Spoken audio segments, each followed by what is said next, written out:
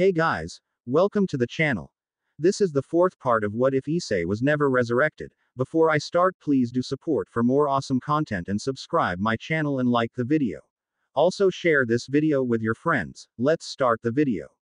Ah yes, I see, the being who was called Alucard, or Dracula, or by various other names, said.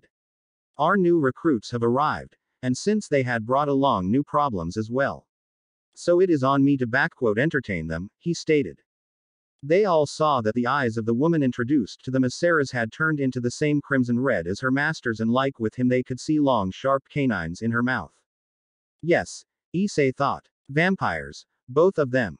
He could feel Asia grabbing his arm a bit harder than she already had before on their way here. While she had clearly seen many frightening things before, these two were still something new to her. And in the other side of his eyes, he also saw the sharp glances of Rainer and Irina's that were sending in their direction as they watched Asia hanging on his arm. You are two of the devil kings of your world. Alucard turned to Circex and Seraphal. And you also brought others of your kind with you. That is right, Circex answered. Now, let us begin, Alucard stated smugly. You wanted to start negotiations between our groups. Isn't that right? He asked. We do, he replied. Good, then would you please answer my first question, he said while a nearly predatory grin was starting to form on his lips. Why should I not simply kill you? He asked in a completely casual tone. This was followed by just a short moment of silence, as everyone around registered what had just been said. What? Circex exclaimed a second later. Wait a minute. We are here to talk, not.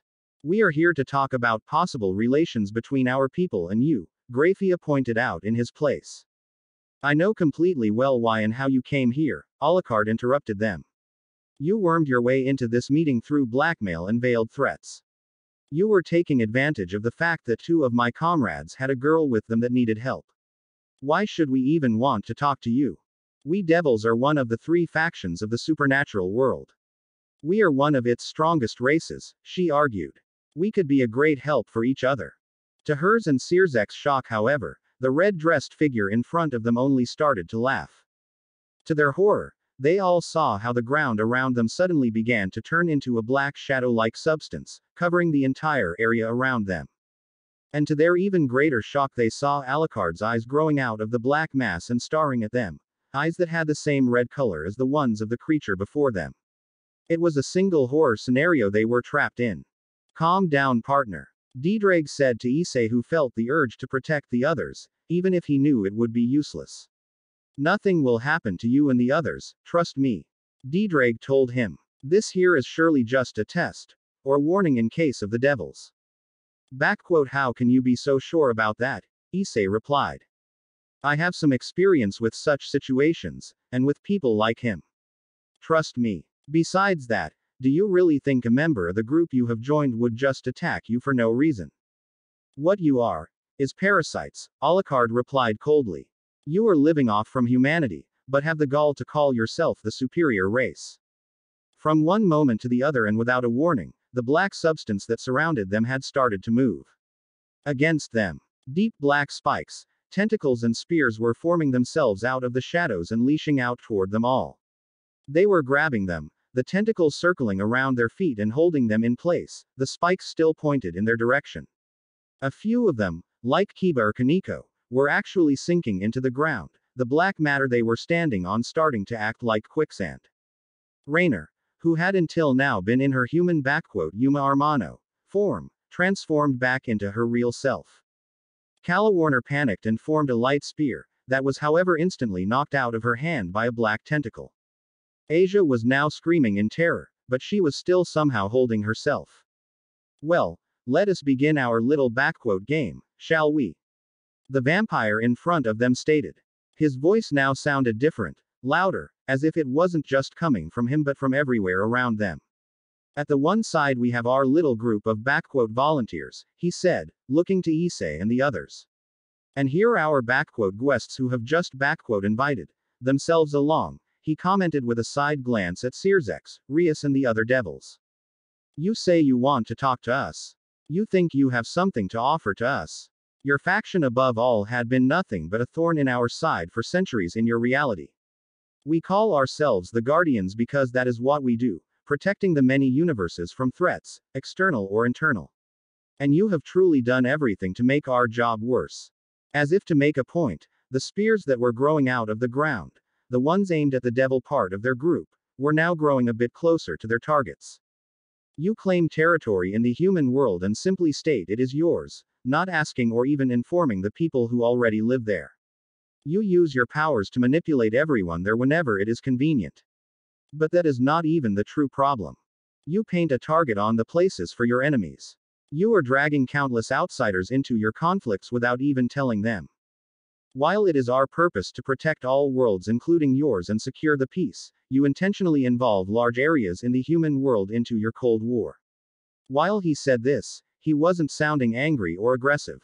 No, he was talking in a casual and even friendly tone with them, the smile never leaving his face. As if all that he was accusing them of wasn't even an important matter. He was mocking them. Behind the taunting facade, however, there was cold steel. Rias remembered how she heard the same accusation from the fallen angel Gariel. She could not even truly deny it. The logic was quite simple and devastating. Like Murayama had only been hurt because the fallen angel was targeting them. She admitted she felt bad about this. But she knew controlling territory in the human world was in the best interest of their race.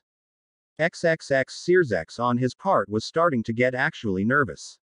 As he had been talking, the power of the creature had raised more and had now just surpassed his own. And it was possible that he was still holding back. He began to ask himself if they had walked right into a trap. He now remembered the smile of the man who had sent them here. The entire peerage of his sister and their allies had been immobilized, with one move. They came here in hope of a peaceful contact and maybe, in the best case, a valuable agreement for both sides. But now they seemed to be right in the middle of an outbreaking fight. He regretted ever coming here. It had been an impulsive and foolish decision, especially with the methods they had used. But as they heard that they had the chance to make contact with a faction from outside their world, they just couldn't help themselves. Only he, Graphia and Seraphal were still free. But that didn't mean that the shadow mass wasn't bothering them. They were just far too strong to be overcome by it so easily. Graphia had frozen the ground around her and was using the ice to keep the black substance away. There were only 3 reasons they had not already tried to strike back. They had come here with the intention to talk, not fight, and they had absolutely no idea how powerful this being was. And most important one of all, they were all in another world, and if they made an enemy out of the organization who controlled the place, they would most likely be trapped here. To boost your own numbers and to use their abilities for yourself, you turn humans and other creatures into your kind, Alucard continued, all too often without even asking them first. Your own sister is a prime example of this, he commented. The creature sends Rias a look that made her insides turn to ice. And then you have the nerve to act as if the people you have turned just for your own benefit owe you loyalty in return. And if some of them rebel against you and break away, you call them stray devils, hunt them down and kill them, calling them monsters and a threat to humans and devils alike, conveniently ignoring that they only became like that because of you. There was still no trace of anger or unrest in his voice. He was speaking like he was talking about the weather. And somehow this made his hostile words even more frightening. That is the way of our law, Searsex replied. Devil's law? He asked sarcastically. Don't make me laugh. Laws that you have created just to serve your own purposes, you mean?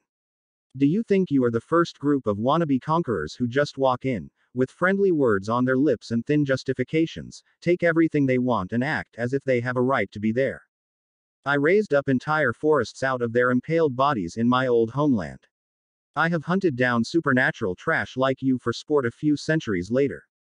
Now, do you want a little demonstration of my old hobby? He grinned, and the pikes that were pointed at them all were moving even closer. Soriches knew he didn't have a choice anymore. It was clear that the vampire was not open to reason. So he did what he would have usually done far earlier. He attacked, using his power of destruction against this opponent who was threatening his family. The energy he fired at him was concentrated on a small place, but would have been strong enough to wipe out a city. Searsex saw that the body of the vampire was completely disintegrated. The black substance all around them, however, was still there. He could only hope that he had done the right thing. If the rest of the Guardians considered them their enemies now, they might never be able to return from this world. But he had been threatening to kill them all, he reasoned. With the others backing them up, there was a good chance that they would accept their explanation. But he never came to end this thought. A loud laughing was suddenly heard from everywhere around them. It was Alucard's voice. Sirzex and the others froze as they looked around them. They could barely believe it. Suddenly 5 Alucards were standing at different places around them. All of them looking identical to the one he had just seemingly destroyed. You think it is that easy? The 5 incarnations said at the same time. You think you can just force your way in here with blackmail and underhanded tactics and we will just have to talk to you because in your small part of the universe you seem to be someone important. You think you are powerful beings, a force that should be respected by everyone. You are sitting on top of a system built up on corruption. You consider yourself good people, because you treat your slaves somewhat better than some of your demented peers. But you let all kinds of abuse, mistreatment, murder and manipulation flourish right next to you. You are nothing but cancer that has befallen the human race, and I seriously consider a radical treatment, one of the Alucards said. The devils realized that his power had indeed grown once again. It outshone everyone here by far. Even Diedrag admitted that his own full strength did not even really compare. Whatever Alucard had once been, he was no longer simply a vampire or human, he had evolved into something more, a higher being. His power seemed practically endless. Reality itself seemed to be breaking under it. For a short moment the Alucard's eyes switched from their blood red to a pinkish color. Now it was on Sirzex and his fellow Mao to panic. They just began to realize how badly they had misjudged the situation. He tried to use his powers again, only to find out that he couldn't activate them. One look at Graphia and Serafal told him that they were in a similar situation. Time, space and reality follows my commands, Alucard informed them simply. Mind over matter you could say.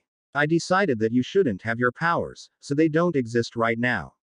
Tell me, how is it to be helpless? He made a gesture and both Sirzex, Graphia and Serafal felt an invisible force constricting around their bodies. They could no longer move, they couldn't breathe and it was forcing them to their knees. Then he released the hold on them a little. Some of the others, specifically the fallen angels and the 2 exorcists, were actually feeling some grim satisfaction to see not only 1 but 2 mouse beaten and humiliated like that. But at the same time they were of course terrified. If this being could do that so easily, what chance did they have? A magical girl devil, Alucard remarked dryly with a look at Serafal, now I have truly seen everything. I surrender, she said simply and with a grin. I have a sister that I need to take care of. Please don't hurt me, she asked him with a cute voice. If you say so, he replied, returning the smirk on her face. He could read the thought of even a Mao like a book. He knew perfectly well what this taking care of her sister looked like. He admitted this particular devil actually amused him. And what do we have here? He said sarcastically, turning to Rainer, whose feet were shackled to the ground by 2 black slings. A little girl, claiming to be a mighty, fallen angel, who was so desperate to be loved and appreciated that she was willing to turn into a murderer. You are right, she answered, surprising some people around and letting her head sank down a bit. That is exactly what I am, she admitted. A few days ago she would have had a fit if someone talked about her like this.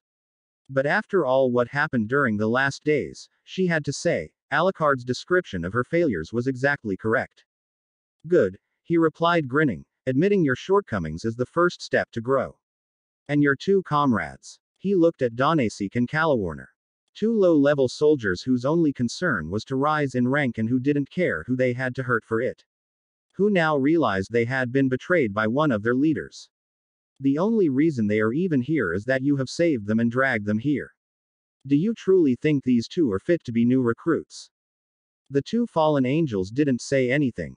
If I can learn my lesson, I am sure they can as well, Rainer replied. We will see, Alucard said. And here we have 2 exorcists, all full of glorious and self-righteous ideals, he addressed Zenobia and Irina. Yes, I remember the fights I had with your kind back in the days. And a little nun, who is only here because she wanted to have friends, he said to Asia. Do you all still think you are fit to join us, or do you rather want to go home, now that you know what you are dealing with? He asked them mockingly. Leave them alone, Issei called out.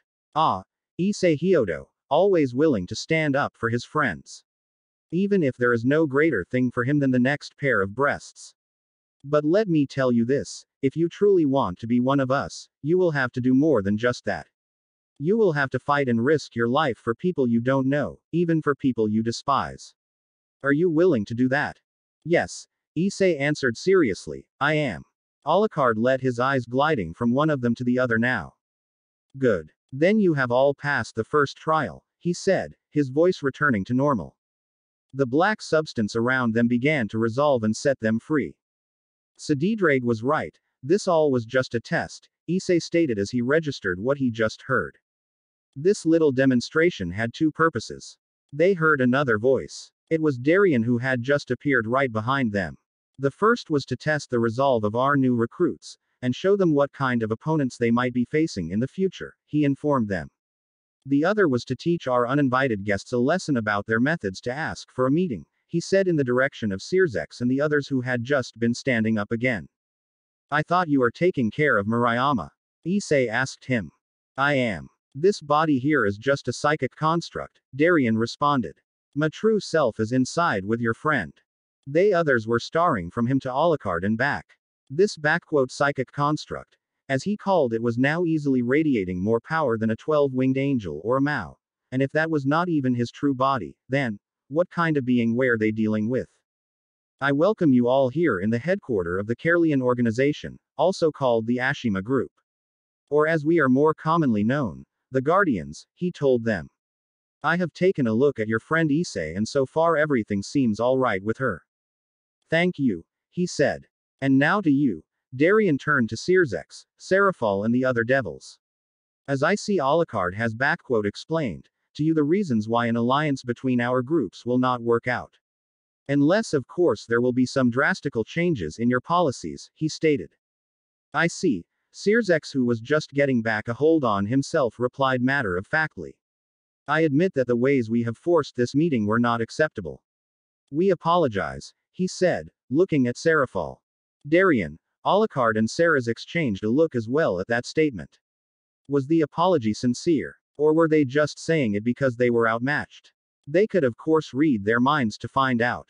But what difference would that even make? Yes, we have come to an understanding, Alucard remarked dryly.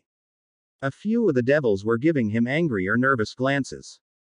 And political alliance is not possible, at least as long as things are like they are, Darien stated. Our interests are just too different. There is however one thing we are willing to do. We are willing to provide your sister and her peerage with training. You are? Searzex asked a bit surprised. Yes, but don't misunderstand me. We are not doing this as a favor to you or even as a way to establish some kind of relation, even if that might be a side effect. We just don't want a bound between the Grimoire and Phoenix families. Your faction is trouble enough for us like it is. We don't need the Phoenix clan get involved into Mao business as well. That had been our only interest from the beginning. What? Rias called out and sent a hard glance at Gariel, who just shrugged with the shoulders and gave her an innocent smile. She just realized that the fallen angel had been playing her from the start. The help against Razor she had offered her was not in exchange for her peerage's help in securing and guarding Fried Selzen, it was in her own damned self-interest. I see you know a few things about the politics of our race, Searzex replied now sternly. Of course. If we are to protect a universe, we have to know what is going on in it, Darien stated. Of course we could also wage war against your race and just subjugate you. But this is not the way we do things. And besides that, I think that would be a quite boring afternoon, he commented with a bit of taunt. A few of the devils looked offended about the implication that their race were weaklings. But after they had seen what Alucard alone was capable of, they could not really deny the truth of the statement. Issei admitted this was a side from Darien he had not seen before. So far he had ever been either polite and mild-mannered or a practically invincible super entity. This snarky side was truly something new. Your sister and her peerage can stay here. Of course we won't teach them any powers or fighting techniques that are unknown in your reality. Nothing that could give you an advantage over your enemies and upset the balance of power. I am sure Seraphal's sister Sona will be able to come up with something to explain the absence of all of them. But as soon as they do something suspicious, they will leave. If they manage to win our trust in the time they are here, we might talk about it more. Is that acceptable? Nobody had told him about Sona. He showed once again how easily he could read their thoughts if he wanted. It is, Sir Zek answered finally. If you agree, Rias. He asked his sister. It wasn't what they wanted. But at least it was something. A part of him was unsure about leaving Ria Tan with these people. But if they wanted to harm them, they could have easily done that whenever they wanted. They had made so much clear. If only a single one of their members was that powerful as Alucard had shown, then what about the entire organization? If they made these people their enemies, they were lost. If that was the lesson they had wanted to teach them, they had surely learned it. The first little test Alucard had passed on them all was over. It had accomplished both of its objectives in a very brutal manner. Are you okay, Asia? Issei asked her. Yes, it is okay, she said. It is just, we are here to train. But I never wanted to fight, and I don't know if I can. This is not so important. Your training will be first line consist of better use of your healing abilities. You are here under our protection, not as one of our members, and you don't have to perform any combat training if you don't want to, unless of course you decide that you want to join us, Darien informed her. I will leave now and return my full attention to my new charge you have brought me. With this words his secondary body simply vanished. XXX Gariel had heard the short exchange as well. She could only look at Asia, who seemed quite content so far. The confrontation with Alucard had scared and shocked her, of course. Still, she had not completely panicked. Good. Maybe she was actually able to stay with them, as part of their team. Gariel remembered the true reason she asked Darien to put Asia under the Guardian's protection. She remembered hearing about the life this girl had led, and how much of it was ultimately her fault. Her dark secret. One of them at least. That was also the reason she wanted to prevent Raynor from making the same mistake she once did. Even if none of the others were aware of it, even if none of the other would ever find out, she knew she had a lot to make up to this girl. XXX Alucard was just looking after the two Mao and Graphia who were just leaving their dimension again. I feel your doubts, old friend. He heard Darien's voice in his head. Do you really think this will make an impact? He asked. Your little demonstration had at least given them a warning, in more sense than one. They needed to know what they might be dealing with someday. A single one of the lords could easily turn their world to ash, if they ever truly turned their attention to it. We might not like the devils, but that doesn't mean we don't care if they all die. Speak only for yourself, Alucard replied with a smirk. XXXXXXX somewhere inside the building she was slowly waking up. She remembered. Issei. Fallen angels. Devils. Things that just couldn't be. The fight she had watched. She remembered being taken hostage, the sudden pain, and then. As Murayama opened her eyes and looked around, she realized that she was lying in a room she had never seen before. I see you are awake, she heard a voice. She saw that it was a young brown-haired man who was sitting in a chair close to her. He was wearing some strange and futuristic-looking body armor.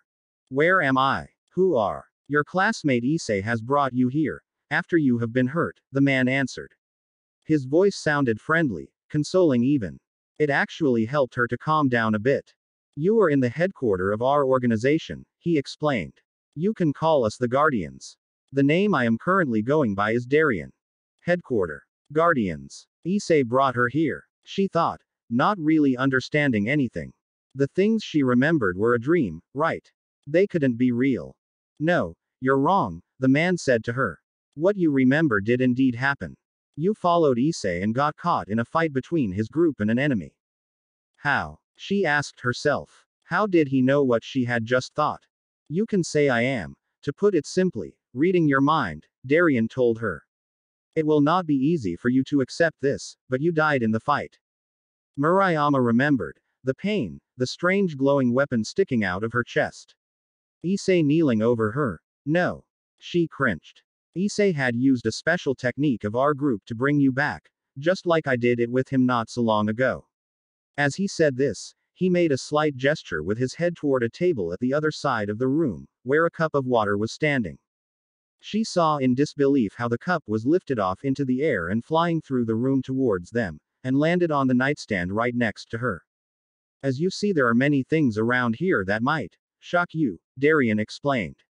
Issei has brought you back. But sadly, he hadn't really mastered this technique, so we were keeping an eye on you.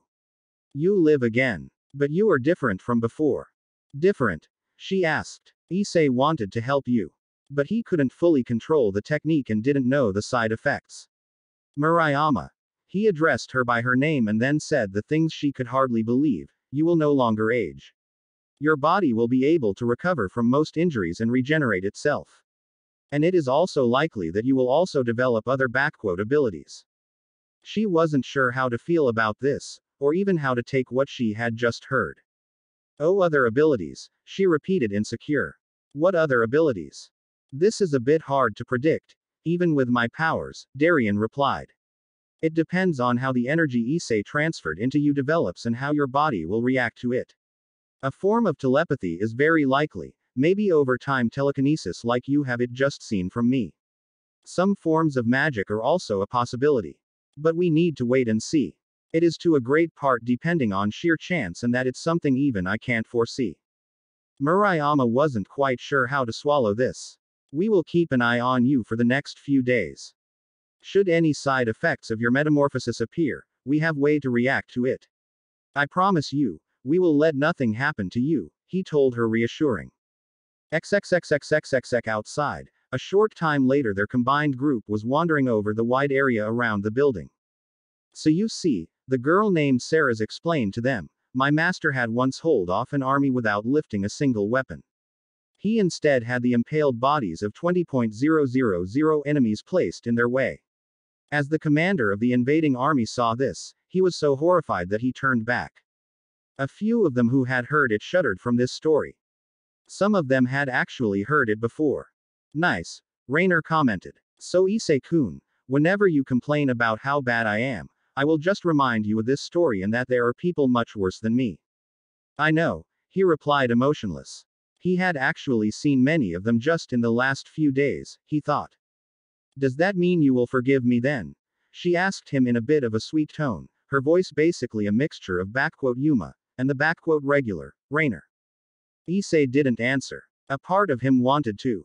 But as soon as he thought back about it, he suddenly felt a pain in his chest, exactly at the place where her light spear had pierced him. XXX Rainer on her part caught herself staring at Issei and at Asia, who was still walking right next to him, as she felt the same feeling coming up in her as several times before, jealousy. She remembered their date, how he had practically showered her with affection. How he would have done practically everything to make her feel happy, even if he by far not always succeeded. But since he was only a human, she had considered him too far below her notice to even take him serious. Now she wanted to have all that back. Stupid arrogant bitch, she said to herself. That he was a complete pervert didn't even disturb her much. After all, she was far from a saint herself. Quite an ironic thing for an angel to say, she thought. Physically he was still not that impressive. He wasn't bad looking, but a bit scrawny and not really imposing from his stature. Well, maybe this might actually change with the kind of training they were going through. But now that she had seen what he can do, who he could be, only with the right motivation. First him coming back from the dead, then fighting and defeating Calawarner and then challenging herself, all that. For Asia, she thought with some scorn. This was not the puny human she had seen in the beginning. No, this was a hero. To think that she would actually be starting to fall for a guy she had already killed, so ironic and stupid. She knew she had only herself to thank for that. If she had not been so ready to, as the humans say it, jump the gun, and kill him over a mere suspicion, it would still be her he would be doting over. Now he could barely look at her without pain. She knew she also couldn't even blame Asia, even when there were times she wanted to strangle the little nun. She couldn't help herself. She admitted a part of her was afraid, no terrified. Issei did have feelings for her, maybe even loved her despite what she had done, she was sure about that. But there was Asia, the living embodiment, she thought sarcastically, of innocence, and the exorcist girl, his childhood friend after all. When it came down to it, why in the world would he choose her? His killer. A cynical, cold-hearted bitch. Of course there was an alternative. Why not? She thought. When it came down to it, she would rather share than lose, and like she said, the chances were not exactly for her tastes. So she would probably help to make Issei's dream of a harem come true. XXX. Yes, Master Alucard used to be kind of a bad guy, Sarah said to them with a somewhat shy smile. Oh yes, while he is a true ray of sunshine now, Rias remarked grimly, thinking back to their confrontation with a shudder. While her brother, Graphia and Seraphal had returned to their world, she and her servants had accepted the other to stay for the time being. If he is that powerful, Issei asked, how did Van Helsing ever been able to beat him anyway? Issei asked. Quite simple, it was Alucard himself who answered him, who had so far only been walking next to them and listening to their conversation in slight amusement. For one, I was back then not nearly as powerful as I am now. But it was still more than enough. No, the true reason is that Abraham was simply much more than an old Englishman with a wooden stick. The truth is, Abraham Van Helsing was a member of the Guardians, they heard another voice. It was the old man who had been with Darien earlier. Even if he, in opposite to many others, never accepted immortality. He instead handed down the duty to his descendants. The roots of our organization reach back thousands of years, the old man stated. Of course, it didn't always have the same name. It had been involved with Arthur's Camelot, it is closely connected to both the Vatican and the Protestant churches of this reality, and existed even long before that. Our current headquarters is close to where the center of the Helsing organization had once been standing, that Master Alucard and me have been working for in the 20th century, as, well, monster hunters. It had been founded by the British Crown to fight supernatural threats, Sarah's explained. Actually, it had been a sub-organization of the Guardians. But very few people knew that. Even after 700 years you still talk too much, Polisgirl, Alucard interrupted her. If you want to get an idea, look, the old man told them and pointed to the place before them. Right now they were standing in front of a part of the estate that they all easily recognized as a large graveyard. This place serves as a memorial for the members who had been lost during the Long War. In some cases, their actual remains are lying here. In others, the markers are just symbolic, the old man explained. This area is permanently cut off from the outside world. The space itself is particularly shifted into another dimension, so that a normal person could not stumble upon it by accident. They were taking looks at the different gravestones. Abraham Van Helsing. It was the scripture on one of them that Issei was reading loud. Heracles, he continued to read. Thor of Asgard. Something, a nearly unreadable expression, seemed to flinch over the face of the old man for a short moment. But then it was gone. Sir Lancelot of the Lake. They heard Irina reading in fascination. People like that were part of the Guardians? Issei asked. Yes, they were. They heard Darien's voice. As they turned around, they saw that he and Murayama had appeared right behind them. Hyodo-kun, Murayama addressed him, I was told that you have saved my life. She seemed a bit different from like she usually was, more timid. Murayama was a fighter, an outspoken, confident girl. But with all she was suddenly confronted with, it was no wonder. At the horizon behind them she could see the buildings of an futuristic city, the London of the 28th century of This Earth, as she had been told. She and the man named Darien had just teleported. Was it a wonder that it was all a bit hard to take in?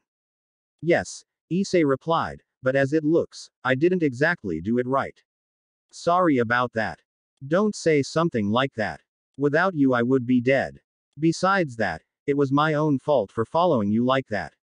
I should be sorry. Don't mention it, he replied, a bit surprised about Murayama's reaction. By the way, Darien, he turned towards him. You have never really mentioned one thing. If people like this were your allies, who exactly are you fighting against? Issei asked. Ultimately, the greatest foe our order was formed to stand against the so-called Great Darkness, a force often also called Ahriman, and its followers.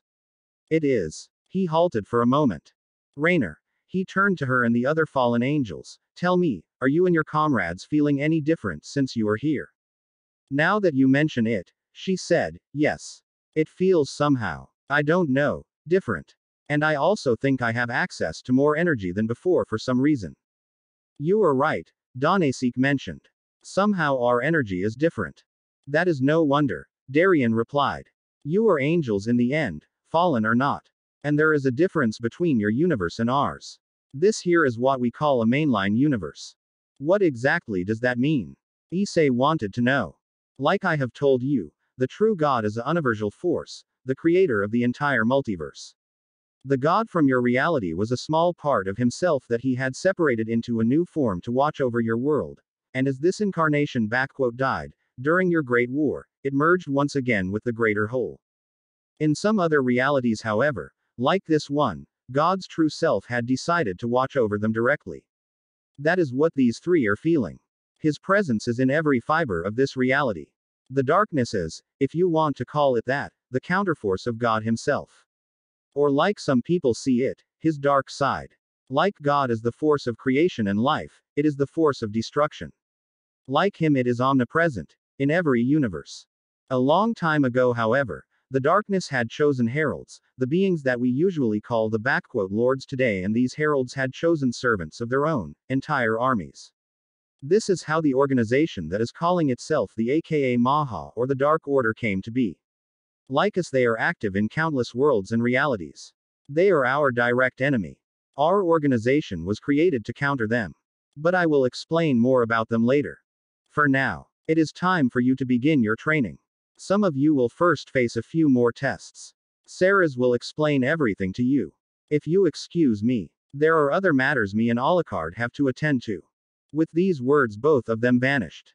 In opposite to the supernaturals from their world, a few of them noticed, they didn't need a magical circle or another help.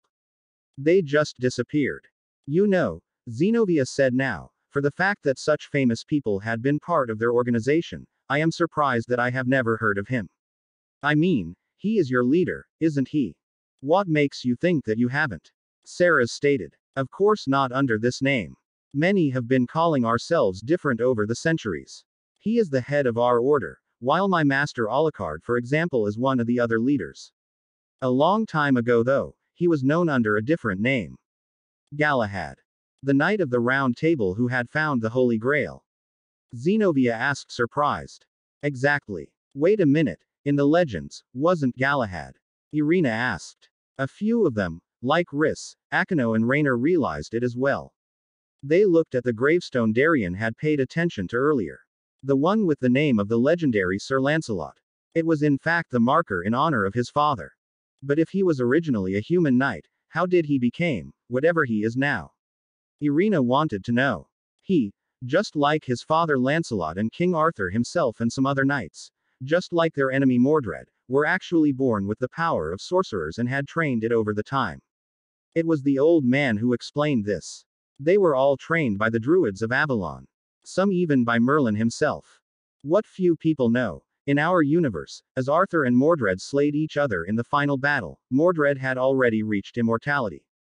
He had pledged himself to the darkness and become one of its followers. And as Galahad finally found the Grail, he and Mordred found about it. In the end, both won, or neither, depending how you see it. Don't tell me, Zenobia called out. Yes, the power of the Holy Grail was absorbed by both of them, Sarah stated. But this wasn't even everything.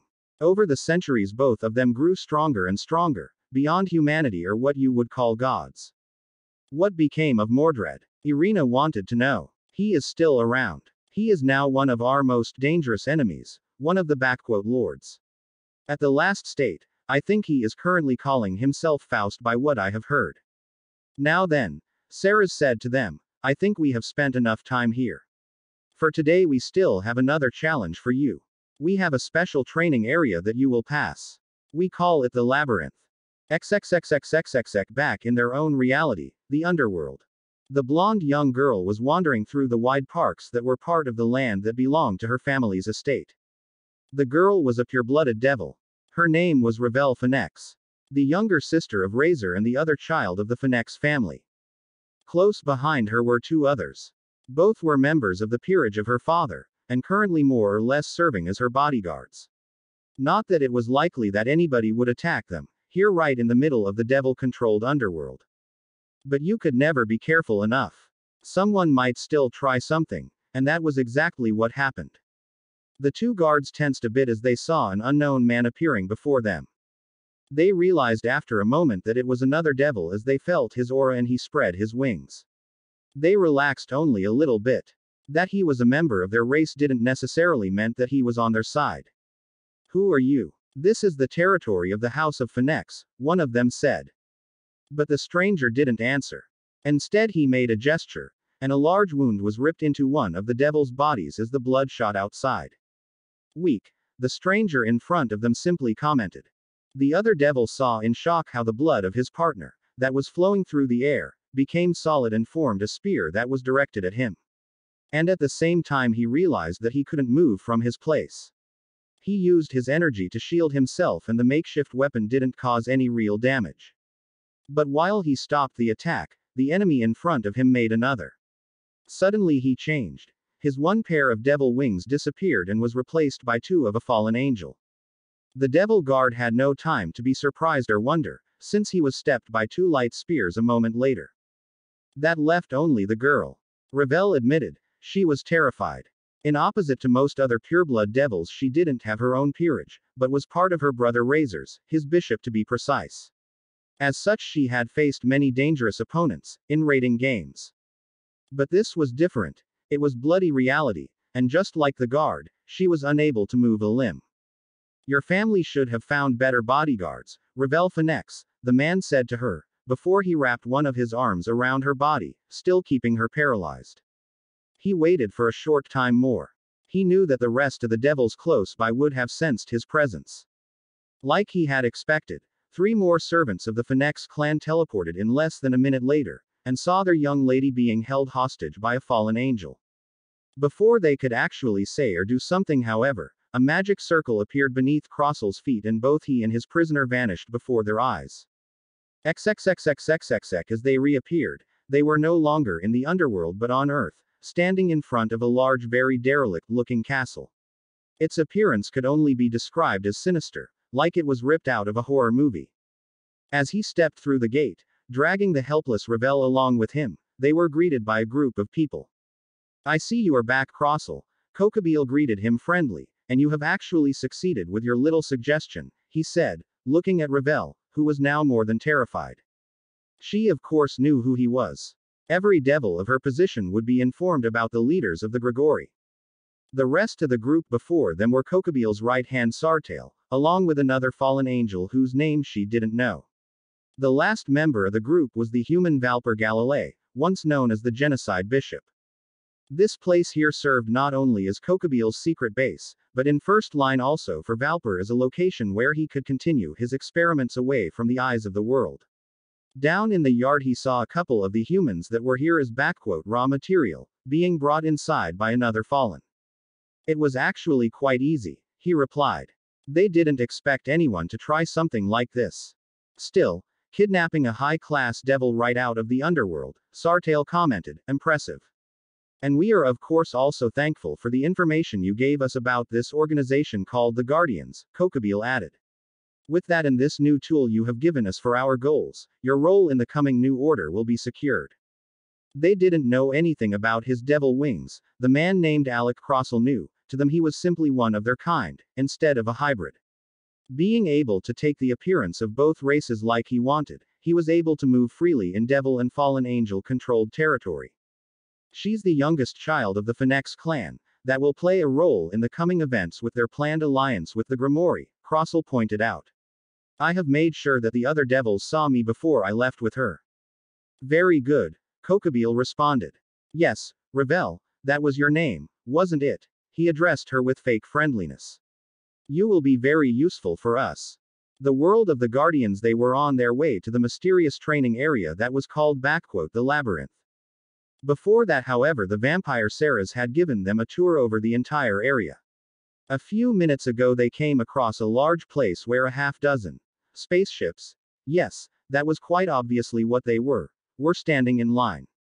A few of them were very similar to the machine that had been flying over them a short time ago. As Sarahs had explained to them, it was the main space port of the organization. While their main device for travel were the interdimensional portals, a part of their transportation was still being done over simple vehicles. That, in this century, included spaceships. It was kind of ironic. Issei grinned. Most of their group were supernatural beings, fallen angels, devils, sacred gear users. But they were in awe at something like an actual spaceport. If he had imagined that he would see Rainer and Rias Grimori, a fallen angel and a devil, standing side by side, staring with open mouth at something Sarah's had called a interstellar light cruiser. The one most freaked out under them, however, had to be Murayama. In opposite to the rest of them, she did not have the chance yet to get used to the idea that she was actually in another world, and also in the far future. XXX in the moment they were being led to one of the wings of the wide estate. The building itself was designed in a very classical style and would just as easily fit into the 19th or 20th century, as in the far future. Is the place where we are going underground? Zenobia questioned.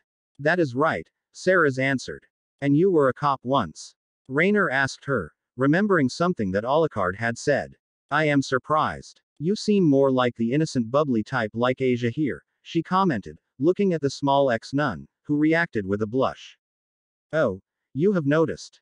And I have spent centuries trying to become more intimidating. As a vampire, I have to keep up a reputation after all. She smirked. What happened then? Irina asked. I mean, how did you become a vampire?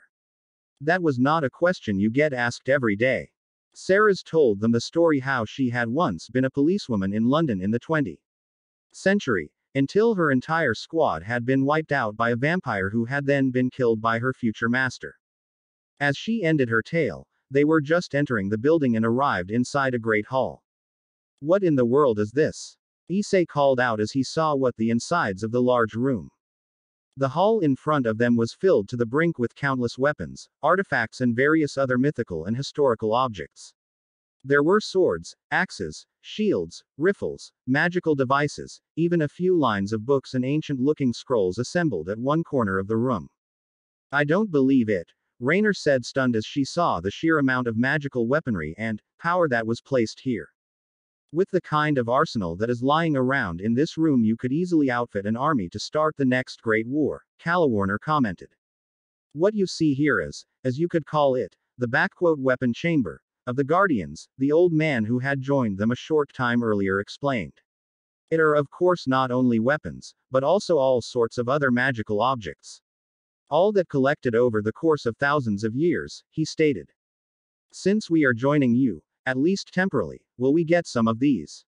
Zenobia asked. The ones under you who have joined our order will probably be given a weapon or maybe something else that could be useful to them, he replied. Rias and her peerage were also looking at all of it in awe.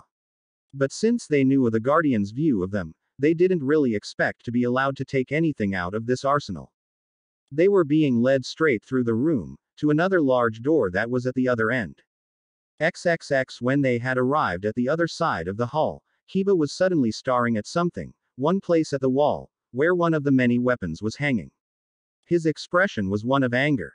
The others recognized what he was looking at, it was nothing else than the sword's Excalibur. The blade was broken into 3 pieces that were mounted at a central place between the other weapons. Excalibur, Irina called out. But its remains were forged into new weapons, she said, thinking about the blade she herself was carrying, one of the 7 Excaliburs. Not the one of this universe, Sarah's replied. Are you all right? Zenobia asked Kiba, who was standing beside her. She wasn't even sure why she showed worry about a devil, but something about the expression he showed for a moment had unsettled her. Yes, he answered simply. It isn't the same sword. Not the one that did it to me, he murmured strangely. Zenobia and Irina had no idea what he meant. The other members of the Grimori peerage, however, had a knowing look in their eyes. They knew having Kiba close to the sword Excalibur, even if it was not the same one, was not a good combination. It was actually a good thing that neither of the 2 exorcists had their swords drawn since the confrontation with Alucard a short time ago, since both were Excalibur fragments. XXX. This here is the entrance of the labyrinth, he said to them. The ones under you who are new recruits may enter. You will go in together, but inside you will all go your different ways.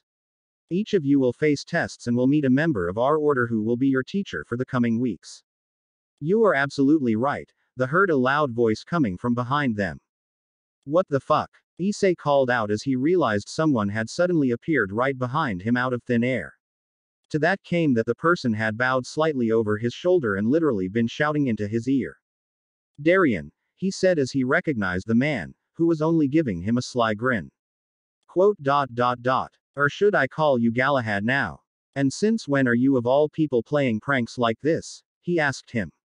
He could barely believe that the super entity in form of a man had just acted like a schoolboy playing a joke. Issei saw that some of the others could also barely hold back the grins on their faces. Darien is fine. It is one of the names I have adopted several centuries ago. And to answer your question, I saw you standing there and it was just a good opportunity. You know, sometime you have just to do something to keep you grounded, a joke, a task, helping someone, doing something a normal person would do. Yes, by the way, I never came to thank you, Murayama addressed him. You have taken care of me after Hyodo-kun had brought me here after all. Don't mention it, he replied. As I said, you were also doing me a favor as well. Helping you was such a task that I spoke of. The reason is, well, Murayama, why don't you try to read my thoughts? He asked her. What? But, she wanted to say, but then the thoughts were already appearing in her own mind. It helps to keep you normal, she said in surprise. It keeps us human, you could say, Darien responded. You should understand, some of our members have developed a level of power that can barely be conceived by regular people, he explained. Like you, Issei pointed out. Yes, he replied tonelessly. But it is not only power. It is a fundamental change in the way of who we are. In general, every creature, even the very powerful ones, are subject to the laws of reality and nature. At a certain point, however, this changes. It is the border between what you could call a person with supernatural power and a cosmic entity. Instead of being subjugated to the laws of reality, such beings can control these laws and rewrite them at will.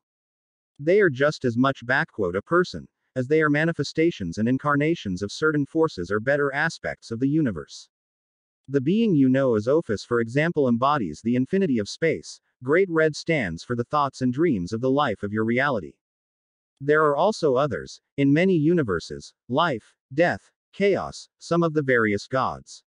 In most cases, such creatures are born by the cosmos itself in one way or the other. They come into existence as cosmic entities, and in most cases they don't change much over the eons. They are born all-powerful by any regular definition and have no reason to. Ophis, Great Red, Dedrag, Albion, your version of God, every single one of them would be able to wipe out multiple worlds or even entire star systems. Sometimes, however, in a few cases it happens that an originally regular, or even mortal being manages to evolve into a cosmic entity. Some of the older members of our order and also of our enemy have crossed this border. This explains beings like you in charge here, Rias Grimori commented. She and some of the others were still trying to wrap their minds around the idea that the super being in front of them had once been born as just a human. He nodded. Of course, not all of us had reached this level individually. We have been working together, exchanging knowledge and power. And having the original version of God at our back also doesn't hurt either, he remarked. Still, it has taken us centuries. Myself and Alucard, for example, had begun to completely transcend our physical existence around the end of the 20th. And the beginning of the 21st century in our world, and we started to become what we are now, he explained. In many cases, an originally mortal being connects itself with an already existing cosmic power and merges with it. We actually have a few members who are bounded to the Phoenix Force that embodies life and death. But it is easy to lose yourself in the power and in the changes of your own being, he stated. There had been a few who had reached this kind of power and, you could say, they lost their humanity, became insane. They became a danger for everything that exists and needed to be contained or destroyed. A few of these times it was actually us who had to do this. That is the reason that doing so seemingly small things like helping a single person in need is so important to us. It reminds and helps us to stay human. Hold up. Rias called out. Destroyed. You are talking about actually killing creatures like that. They are almighty, you said that yourself, right? Believe me, he answered sternly, everything can be destroyed if you use the right method and enough raw power. All except the creation and destruction itself, he said cryptically. Some of them realized he was talking about the two supreme powers that were stated to be guiding both the Guardians and their enemies. The normal born entities, who had been these from the beginning, are mostly mentally stable and willing to exist along in peace with the rest of the multiverse. They are so destructive and chaotic from the beginning that the other cosmic powers interfered to stop them a long time ago. Does that mean that the same thing could happen to me as well? Issei wanted to know. Darien looked at him. That depends. If you mean becoming a cosmic entity. Yes, with the potential Ddrake gives you, I am pretty sure you might be able to do it, he replied. If you mean going out of control, no, I don't think that will happen. If I had reason to believe that would happen, I would have never resurrected you in the first place. No matter if I wanted to. I actually believe that, with the guidance of Ddrake, you have the best chance that there won't be any greater problems in the long run. Isn't that right, Ddrake? I can trust you to keep an eye on him, he addressed the dragon. Of course. He is my partner after all, he replied for them all to hear. Issei suddenly felt how a pair of arms were wrapping themselves around him.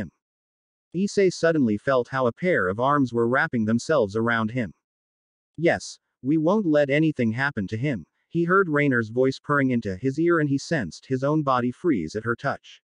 I made this mistake once and I won't let it happen again, she said. A part of him wanted to push her away, another was happy to hear her say these words. At the same time, he noticed yet another glare that Irina was now sending in their direction and one a bit more insecure look from Asia. Very good, Darien stated, interrupting their short scene, then let me show you an example. As if he was making a demonstration, he lifted his hand and the room around them suddenly changed. A moment later they were no longer standing in the hall inside the mansion, but on a wide open field, surrounded by a line of small hills and mountains at one side and a lake on the other. Both were in about a mile's distance in opposite directions. At first glance, it was nothing more than a place in a quite beautiful mountain area. But they realized instantly that it was something completely different. They all felt instantly the enormous weight on their shoulders and after a minute they realized how they seemed to be growing weaker with every moment. This here is the special training area where you all will spend a great part of your training for the next 2 weeks, Darien stated. As you all can feel, this is not Earth. It is a dimension that we have formed and designed especially for this purpose. The gravity is higher and the air thinner as in your usual environment to help with the physical aspect of your training. Beside that, however, the structure of the space in this dimension itself is created in a way that makes it harder to form supernatural energy. This will help rise your reserves and strengthen your attacks. As a demonstration, Rainer, would you form a light spear? Rias Grimori, would you please use your power of destruction, on that rock over there? He pointed at a very large, nearly a half-meter long stone lying a short distance from them. The demonstration showed all too well what he meant. Being supernatural creatures, both had got used to the thin air very quickly and somehow managed to deal with the gravity. Others, like Issei and Asia, who had little prior training in Murayama, who didn't have supernatural abilities until a day ago, seemed to have greater problems to adjust. Irina and Zenobia were doing somewhat better, since they had experience in both. Rainer was trying to form a spear, something that she normally could do while she was asleep, but couldn't for a few seconds. After a few tries, she finally managed to do it. But the spear she had formed was only very thin, short and seemed to flicker, as if it didn't have enough energy. It was the same with Rias. For the first moments she couldn't use her powers and then, she was only able to form a very small globe of energy that just blew a chunk out of the rock, instead of vaporizing it like it should. As you can see, this environment is designed to make it harder for you to use both your physical and magical abilities. By the time you will be able to access them like you are used to, your strength and energy will already have grown, and when you continue to train, your power will rise exponentially. As he said these words, some of the others had begun trying out their own abilities at this place, or in case of Zenobia, who had instead drawn her sword and went through various moves of sword's play. Something that was also much harder here, and she was exhausted after less than a minute. Darien said nothing for a few minutes and gave all of them a chance to get an impression of this place. Issei, Rainer, Asia, and you as well Gariel, I want you to stay right here, he finally announced. Since you have all basically already been recruited several days ago, the test of the labyrinth won't be necessary for you. Murayama, you are still under my personal care. The Grimoire peerage can stay as well. Since you are not joining our organization, there is no reason for you to enter the labyrinth and you two can begin your regular training right now. And for the rest, Sarah's, Odin, would you please return to the entrance? They all noticed how Darien had addressed the old man they had met earlier. You are Odin? Irina asked him in surprise. The one of this universe, yes, the old man confirmed. An eye patch suddenly appeared on the side of his face, that he had obviously magically concealed earlier. But that is a tale for later. We have other matters to attend to, he said. Suddenly he, Sarah's, Irina, Zenobia, Donasek and Calawarner found themselves back inside the hall where they had been a few minutes earlier. The rest of them had stayed in the dimension Darien had transported them to. Now, Odin stated, if you would go inside, he gestured to the door. What will await us there? Calawarner asked a bit nervously. The labyrinth will face you with a few challenges, Odin responded. But it will also lead you to the person who will be your main instructor for the coming weeks. It is designed to lead you to the person most suited for it. At his statement, the four of them passed the door and walked inside. XXXXXXX the backquote training's dimension. They had just watched how the others disappeared. Issei, Rainer, Murayama and Asia had gone together Darien, leaving the devils behind to get used to their new environment and begin their training on their own. Meanwhile with the others they were following the guardian leader to a place close by. Red, Ophis, Albion, Dedrag, have you asked yourself why so many of the entities I mentioned are dragons? Darien asked them. Dragons are just under the strongest supernatural creatures known, Rainer replied. Everyone knows that. At least in your universe, he stated. But why are they? One of the reasons for their power is the nature of their minds. Their minds? Issei questioned. Yes, the nature of the dragons is different from the one of most creatures in the sense that their thoughts and souls, are directly connected to the universe. In a sense they can draw power directly from the cosmos. Infinite power, as long as their forms are able to channel the energy. Some people would say their thoughts are "pure" by nature. But don't confuse this sort of pureness with innocence. It is not a question of good and evil if you can reach this stage. After all, our enemies have reached this level as well, Darien reminded them. Like I said, the most powerful dragons or other creatures are in a sense just as much people, as they are manifestations of aspects of the universe. But sometimes it is possible for a normal being to change the nature of your thoughts, to connect them with the universe in a similar way a dragon's would be. But it is not easy, not by long shot. Unless you have direct help from a higher being that is already on this stage, it can take centuries. This will actually be one aspect of the more advanced part of your training. You mean we? Rainer asked stunned. Darien grinned a bit amused. You will not grow power hungry on us again, will you? He asked her sarcastically. Like I said, it is not easy. It had taken me 15 centuries to truly reach this stage, and that was after I absorbed part of the Holy Grail. So you can imagine how your chances are. Of course you also first need certain level of supernatural power to make this transformation. In other words, you need to be incredibly powerful before you can even hope to achieve it. And to be honest, you are all far, far away from it. But we will show you how to lay the groundwork. Okay, she answered. Why exactly have you separated us from the others? She wanted to know.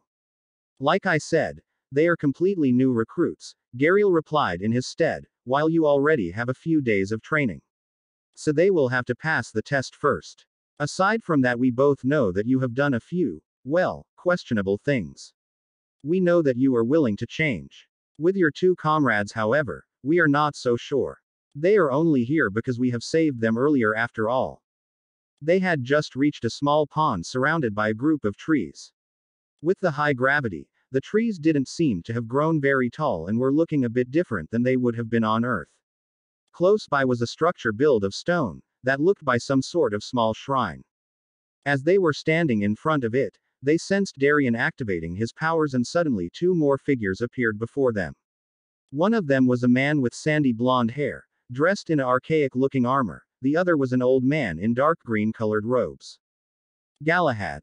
The younger man greeted Darien with his original name. "It is good to see you again."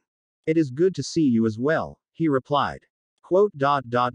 Your Majesty, he added, smirking. "You know I told you not to call me that," the man said.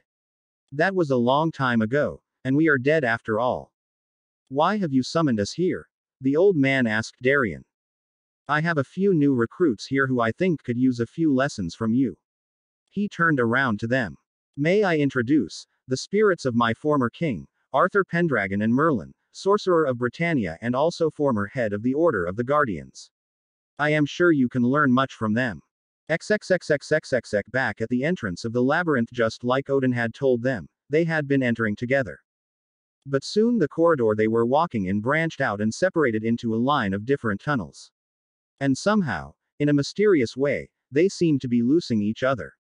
It was as if something was influencing their minds, a few of them realized.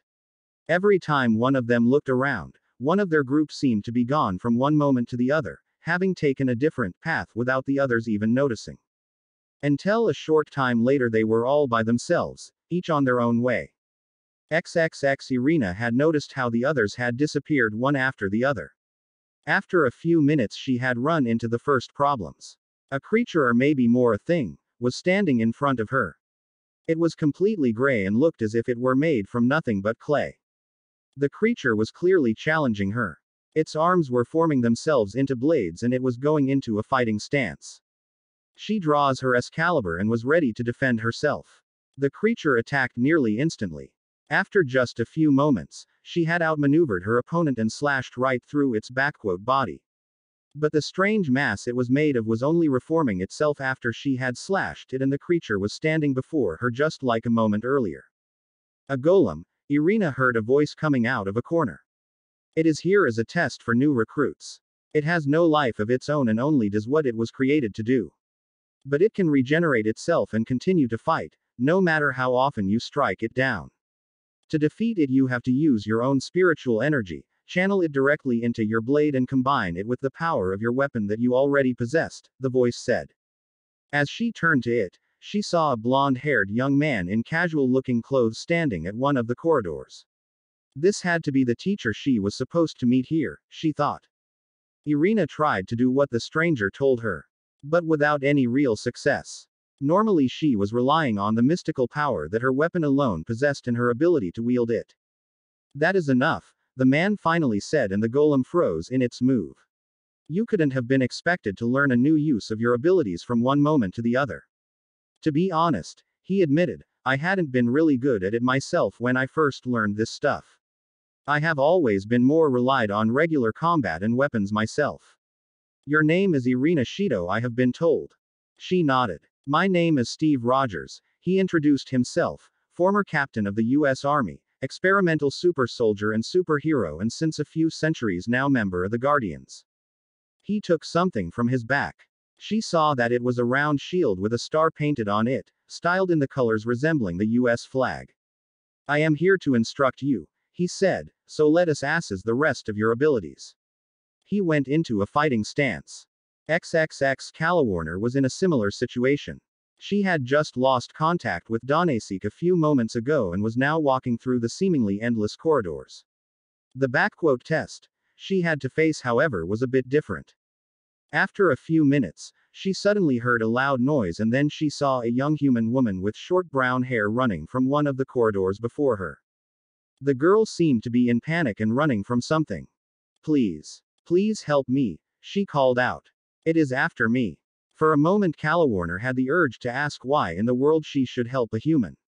But then, for some reason she herself didn't quite understood, she formed a light spear and turned in the direction the girl had come from. It turned out to be another golem who had been following the girl and was now facing the fallen angel.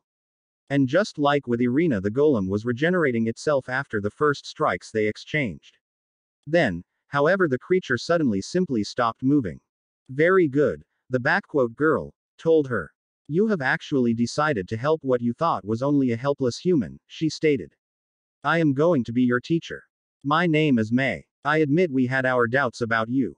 But as it looks, you seem actually worthy to join us. Calawarner was staring at the girl, getting angry as she realized that she had been fooled.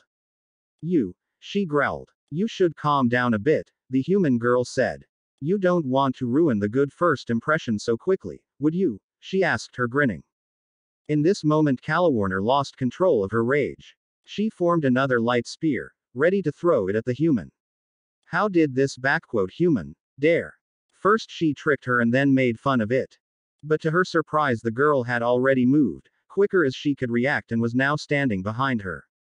As Calawarner turned around for another strike, the girl made a giant leap towards the wall and after some acrobatic moves, landed on it with her feet first.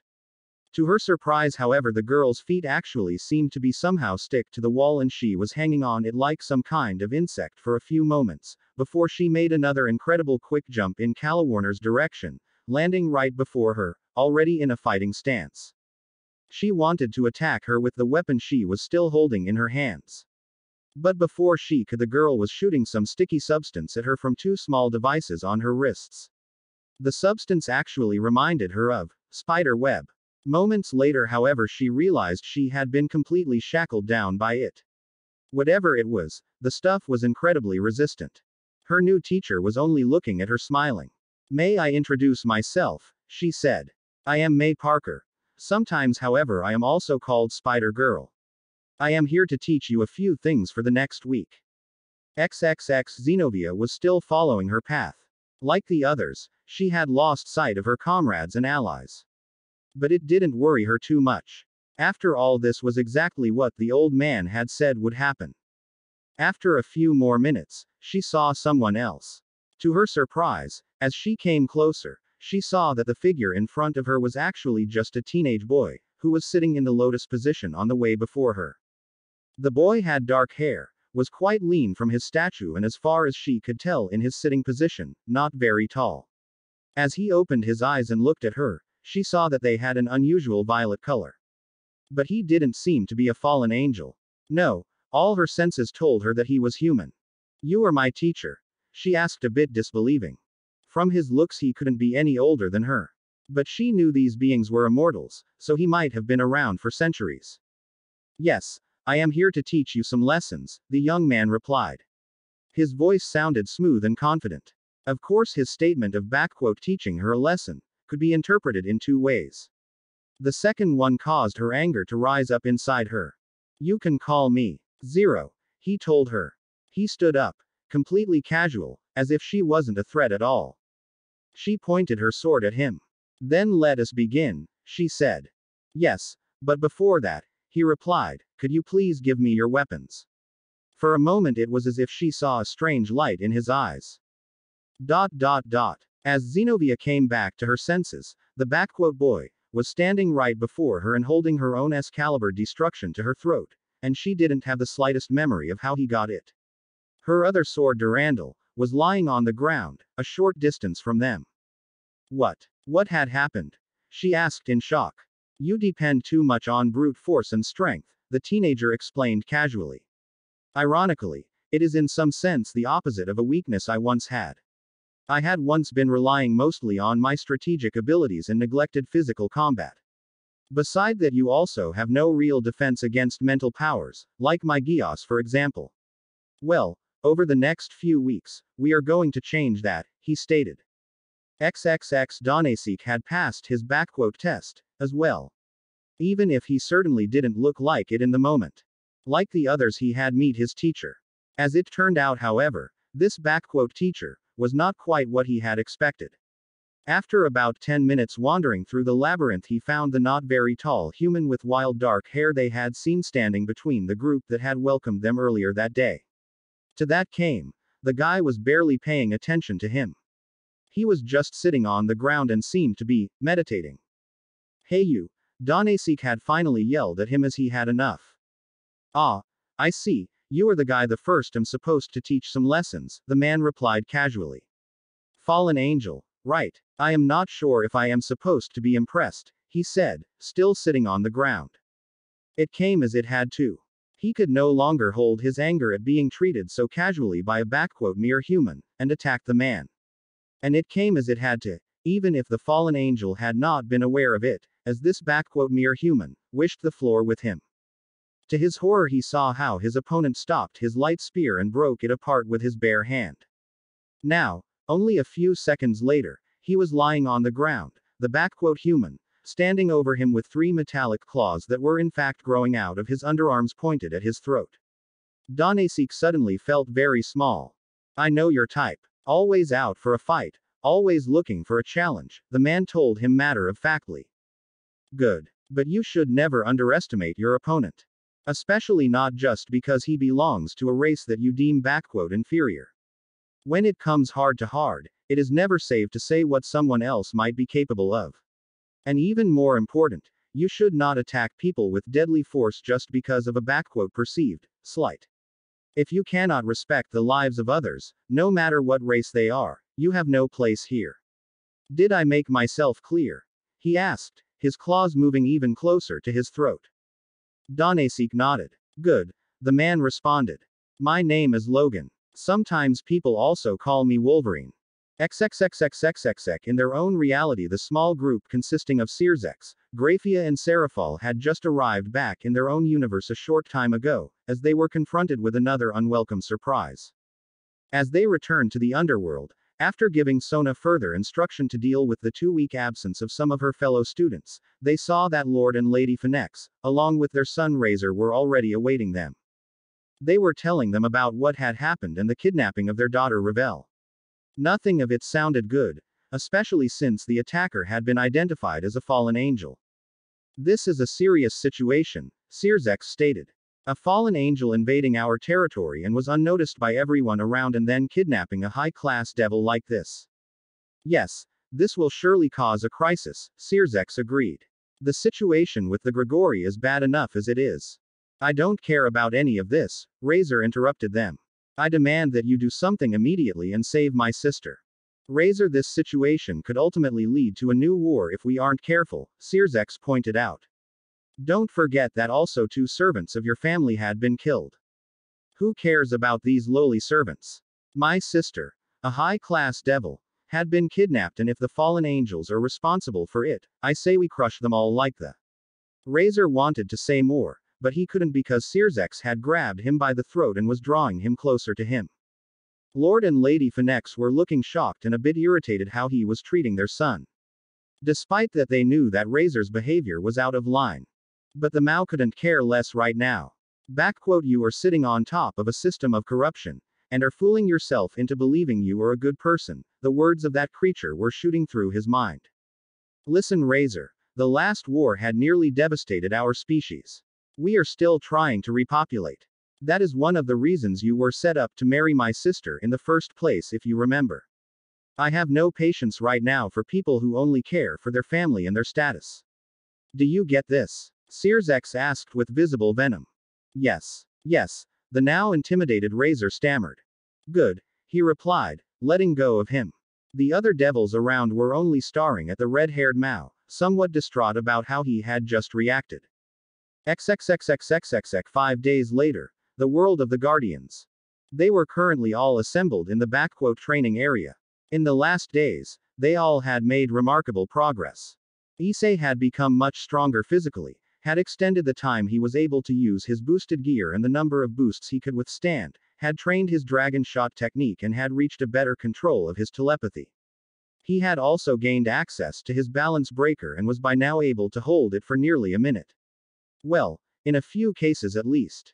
Raynor had recently grown a second pair of wings, and by what they had been told, Danasik was not far away from it, and Calawarner had improved a lot as well.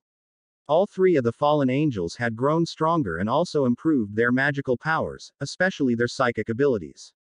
Irina, Zenobia, Issei and also Kiba had also gotten several lessons in swordplay by the various masters here. Asia and Raynor had learned better and more complex use of the sacred gear they now both shared. Both the humans and the fallen angels had also been trained in the key control technique that the Guardians used and how to apply it in combat. While the 2 exorcists, Donasek and Calawarner were completely new to it. However, Issei and Rainer were now improving on what they had already learned. After the lessons they had taken from the spirits of both Merlin and King Arthur, Issei, Rainer and Asia had been introduced to their permanent instructors for the 2-week training. As it had turned out, it were the two identical-looking red-headed women they had met earlier. Jean Grey and Madeline Pryor. Darian had introduced them. Both were, as they were told, human mutants and extremely powerful telepaths. Former members of a team called the X-Men. As it turned out, they were also two of the members who had merged with what Darian had called the Phoenix Force. Another curious part was that Madeline, as they were told, was actually a clone of Jean, and that while they now considered themselves something like sisters, there had been a time that they had not been going along well and could barely be in the same room without trying to kill each other. It was nice to see that he and Rainer were not the only ones with a difficult past, as part of Issei thought sarcastically.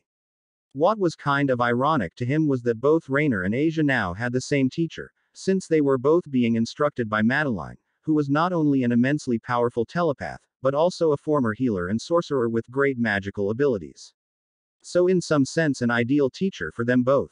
While he was being trained by Jean, Issei for his part admitted that he could not have hoped for a better trainer if he had to fight against someone like Razor. She possessed similar abilities like the Phoenix family, only that she made theirs look like a mere joke. While most of the others were currently mostly training with their different instructors, none of them had actually been able to win their first fight with their teacher. Or better said, they had no chance, but they all were making progress. Gariel and Rainer were at the moment having a sparring match with each other. Both now 4-winged fallen angels fought each other to a draw. Like it was agreed, Rias and her peerage were getting training as well. Only that they were not being taught any special techniques or magical abilities. But they as well had improved significantly. The day was just coming to its end, and for now they were returning to the normal world. They were spending the evenings and the nights in one wing of the giant estate that was reserved for guests. Each of them had been given a bedroom for themselves and also a common room and a few other places where they could spend their time. In other words, the entire part of the building complex was theirs. It was actually like a very large hotel or holiday center. Well, in some way it was truly like a school trip, Issei thought. Only that he was here with a bunch of supernatural being. But on the other hand, it was the same in school, wasn't it? XXX this evening though, Gariel had an announcement for them. I have something to show you, she said. Following her, they all sat down in the large lounge of their residence. She showed them something what looked like a half-dozen hyper-modern compact discs that she was holding in her hand. What is this? Zenobia asked, curious. Some kind of movies? Not quite, Gariel replied. To tell you the truth. She hesitated for a short moment. We have been monitoring parts of your universe and also of several other realities that had a great resemblance to yours. A very great resemblance actually, with concealed spy drones. You mean that there are, well, other versions of us? Irina questioned. Exactly. Of course, Kuo and the underworld were only a few of the places we have been watching. To be honest, we have been watching these realities for signs of activity from the enemy. But luckily we haven't found anything. What I have here are the recordings from the realities that have been cleared by us. If they have been cleared, why do you want us to watch them? Rias asked. A smile formed on Gariel's face. It is true, we haven't found signs of the enemy or any other outside threat. I have already watched the material myself. It is just that I think you will find part of the scenes that we have recorded very entertaining. Wait a second, Akino asked, is that something like scenes where our doubles are looking, well, foolish? Yes, exactly that. Gariel's wicked grin was now mirrored by Rias' queen. Let us watch them right now, Akino declared. Akino. Rias wanted to say something. Yes, let us do it. She was interrupted by Rainer, who was standing right behind Issei and suddenly draw him into a hug. What do you say, Aiz-kun? Don't you want to have a good laugh at my expense? Even if it is not this me. I have already selected the scenes you will find interesting, Gariel said. That means of course the ones where your other selves appear. No double of you? Rias asked, a bit provocative. No, our drones had not caught one of them as it seems. But I promise, as soon as they do I will show you. She grinned. It seems I don't have a great choice here, right? Issei stated. Well, why not? It might be fun. XXX About a half hour later, all of them had changed out of their training clothes and taken a shower and were now sitting together in the futuristic version of a living room their wing of the mansion possessed. Couches and armchairs had as it seemed not changed much in 700 years as they had realized during the week they had spent here. Beside the large monitor on the wall, however, that had some resemblance to a TV set, there was also a device in the room that was known as a holoprojector and that Gariel was just about to activate. So, are you ready? She announced and shut the device on. Before them in the room appeared a three-dimensional picture, and after a short moment the recording started to play. Issei recognized the place as his own home, or at least a quite similar version. But still maybe a bit different. They all, however, recognized the figure lying before them on the couch, Issei thought. It was Rainer. It seems you got your wish, fallen angel, Rias said to the Rainer sitting next to them. You are first. And it seems you have the same fashion sense. In every reality, Calawarner commented, seeing that the double was wearing the same revealing leather outfit. As if you are one to talk, Calawarner, Rainer responded. At the same time the recording was still playing. XXX. What happened? The alternate Rainer groaned as she was waking up, only to look around in obvious surprise as she took in her surroundings. Where the hell am I? She shouted. Yep. That sounds just like you, Irina remarked sarcastically. Man, do you have to be so loud? Some of us have school today, they heard another voice. It was his own, Issei realized.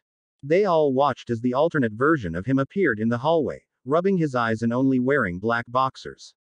He and this Rainer couldn't have. This Issei thought for a moment before he realized that his double had just came from another room and Rainer had been unconscious a moment ago. You, she shouted and jumped off the couch, looking as if she was trying to form a light spear and failing. Yeah, on me, the alternate Issei answered completely relaxed. Now stop trying to kill me and quiet down. It is still too early for me, he said sleepily before muttering about people not letting him sleep past sunrise. The group of spectators who were watching the entire event could only look in surprise at his reaction to a fallen angel trying to kill him. Especially Issei couldn't quite understand it. He remembered his horror as he was in the situation. The Rainer in the recording looked equally stunned. Where am I? She finally asked sourly. My house, obviously. My parents aren't home now as they are on vacation, so it is just you and me here, said Issei in a voice that was slowly becoming more alert and less sleepy. Was all Rainer could stutter out. Issei sighed deeply before downing a glass of milk before walking over to her and offering her some orange juice, which she eyed warily. Relax, I'm not trying to poison you. Besides, you were the one who tried to kill me last night, or did you forget? He joked. Okay, what the hell happened? I demand an explanation, shouted Rainer angrily. Yes, that is clearly you, the Issei of their world said to that part of the recording. You will sit down and listen, the other Issei replied, leveling a cold, icy glare at her. You will not demand anything from me, and thirdly, you are not to interrupt me. I am showing you kindness here, and if you continue showing such hostility in my house, I can make things very uncomfortable for you. Got it? He asked coldly. Rainer nodded slightly and sat down, surprised at the abrupt change in demeanor and, if she was being honest with herself, a little turned on. And I wished you were a bit more like your double, there, Rainer said, purring to him, which caused Issei to nearly cough on his own breath. The recording continued with a short explanation from Issei how he had survived her attack and defeated her, since as it seemed in their world he had activated his sacred gear years ago. And a few negative comments about Rainer's level of power and her competence, that caused Rainer to frown. Finally, they saw him reaching out his hand, right to the center of her chest. You pervert, shouted Rainer in the recording as she tried to slap him before he grabbed her arm and glared at her. The room broke out into laughter at her obviously knee-jerk reaction, especially as they saw that this is Issei didn't plan anything perverted, but merely activated a bounding spell that he had placed on her earlier. As he explained, to make sure she would not attack him again. That he had no intention to enslave her, and that she, as he told it, had something he wanted. So what, you kept me around just to have your way with me? Asked the alternate Rainer shakily. No, sheesh, is that all fallen angels seem to think about? Guess that is why you all fell in the first place. No, I want information, said Issei in slight frustration. As if you would have a problem with that, remarked Calawarner in the real world. Really, Issei-kun, this version of you is either less perverted or a real hypocrite, Zenobia commented. They continued to watch with alternate Issei giving Rainer one more dress down about her abilities. Hey, I pierced your heart, didn't I? She retorted. I let you. Deadpanned Issei. So obviously he had powerful regeneration as well. Why? Asked Rainer. You just flashed me, so I was humoring you for a minute. Replied Issei nonchalantly. I knew you were a pervert. Shouted Rainer accusingly. The room broke now truly out into hailing laughter, humans, fallen angels and devils alike. You were right, Akino giggled. This is great. You have to admit, Calawarner said, this version of you is somewhat of a ditz. As I remember, you wanted to see the recordings, Rainer, Ria stated, while holding her sides. But I admit you were right, this is very entertaining. Just wait, Rainer countered, I am sure you will get your turn too. While you mention it, Gariel announced. Rias, this one features you, she said, holding another disc in her hand.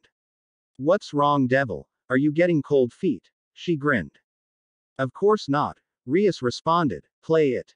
XXX. The next scene played at a place that Rias and her peerage easily recognized as the Grimoire Mansion in the underworld, to be precise the office of her brother. They watched that universe's version of Searsex sitting at his desk and doing paperwork, as it was knocking on the door. Oni-sama. It's Rias, can we talk? They heard Rias' voice from the other side of the door. Please come in, Rias, he stated while putting away some papers. As the alternate version of the Grimoire heiress entered the room, she walked straight up to her brother's desk and looked him straight in the eyes, with a rather confused look. What's wrong, Rias? You look like you just saw something impossible, and that's saying a lot considered we are a race of the supernatural. Searsex said with a slight smile, as to which she relaxed a little. I just had an odd conversation with my new pawn Oni-sama, Rias stated looking at Searsex. By the way, Gariel said in the real world, this pawn she is talking about is not Issei. I have checked this. It is someone I have never seen before. And by what I saw, he wasn't exactly happy as he found out he was turned into a devil. In the recording, the alternate Rias continued. Her brother had said nothing so far. He told me he wanted to explore this world, because it was so much different from his own, and then. She paused for a bit, unsure if she should tell Searsex about him not looking at her like she was attractive. It was kind of embarrassing. Then what, Rias? Searsex asked with a sly smile. Did he do or say something that would cause your cheeks to heat up like that? He jabbed at her. Oni-sama. No, he didn't. He just looked at me like it was common that girls are as pretty as me, and because I still had my nightgown on, which as you know is see-through, he didn't even bat an eye. He just called me weird like someone called Lucy, and said he was getting the vibe that I'm an exhibitionist, the Rias in the recording blurted out. When they had thought the room had broken out into laughter at Rainer's scene, it was nothing compared to now. Their reaction was pretty much the same as the one of the Searsex they were watching. Ha. Searsex almost screamed. For a good 5 minutes he was laughing while Rias pouted in front of him. And similar to Rias' alternate brother, it also took good 5 minutes for them to calm down. You are right, Rainer said towards Rias, while she was still shaking with laughter. This is great. It seems you have truly managed to surpass me. Rias. That was just. Akino bursted out, trying to get a hold on herself. I didn't know there was that side of you, she whispered naughtily, but I guess it explains a lot, she said, before once again breaking out into laughter. Ria's face was just nearly as red as her hair. Stupid recording. Stupid alternate me, she murmured. XXX. Gariel was laughing along with the others. At the same time, however, in the back of her head, there were also different thoughts lurking. This here was a nice distraction, a little fun with her new team, she thought. But it didn't change what she had not told them, yet at least. She had not mentioned the 2 other surveillance discs. In that worlds they had found signs of the enemy, and more than that. He was back, Crossell, Alec. The man she had once known so well. It seemed there was no escaping her guilt. She would enjoy her time with the others for as long as she could. XXXXXXX somewhere else Darian was just watching one of the other two realities. The ones that Gariel had not told them about. In opposite to them however, he was not seeing a recording. He had moved himself to a place between the dimensions and was watching the actual events through time and space. The scene he was following right now came from one of the worlds nearly identical to Issei's, nearly the same. It showed Issei and Rainer, inside the abandoned church, stuck in a life and death fight. In that reality, by what he had seen, Issei had been resurrected as a devil by Rias Grimori and Rainer had been going through with her plan to sacrifice Ossia Argento to get her sacred gear. He knew he could not interfere. Not without causing a temporal chaos since these events had already happened. He could save neither Asia or Rainer, nor could he do anything to help this version of Issei Hyodo either. What he was watching were events of the past. He may have power that surpassed most gods, but that didn't mean he had the arrogance to mess with the flow of time like this. He watched how Issei was winning, barely, and how Rias Grimori appeared and was killing Rainer a short time later. Or at least it seemed so. Just before Rias had used her power of destruction against her however, he had sensed telepathic activity from the fallen angel, connecting herself, and Issei. He knew what had happened. So this particular version of Rainer had cheated death by transferring her memories and a part of herself into Issei Hyodo's subconsciousness, he thought. Interesting. It was probably only in 1 out of 100 cases that attempting something like that actually worked. But all that wasn't what he was truly thinking about. No, what bothered him was something else. He could feel the eyes of the lords on this reality. He knew at least one of them had been watching these events as well. But so far they had not interfered directly into the events of that universe. And as long as they wouldn't, the Guardians would hold back as well. A direct clash with the lords could easily obliterate that world and maybe devastate their entire galaxy, and destroy exactly the same life they were trying to protect. The world of the Guardians. They were now watching another scene from the recordings Gariel had brought. This time it was featuring nobody else than Irina and Zenobia. Issei wouldn't team up with the other factions, why would he? Said the Irina in the recording. Power, money, followers, women, there are many things men want and the fallen angels and devils are perfectly capable of supplying them, they are creatures who indulge in their desires. Replied Zenobia. Why would Issei need power? You said he is quite powerful already. What would he need money for anyway? Our followers. Said Irina. What about women? All men want women. Questioned Zenobia. Well, if Issei needs women he can have me, and he knows that anyway. Said Irina with a furious blush. Oh Lord, please forgive my sinful heart, amen. Said Irina quietly. The Irina sitting in the audience realized to her horror that they all had just heard an indirect, but pretty straight up, confession from her other self. She shared a short look with Issei, and with Rainer as well, who only smiled at her. Typical, Irina thought. The fallen angel would without a doubt use this to get to her somehow. But the recording continued. The two of them were now meeting the Occult Research Club, and these worlds' versions of Issei and Rainer who were there as well for some reason. Gariel had told them that this scene came from the same world as the first recording, where Rainer had tried to kill Issei and failed thanks to his already developed powers.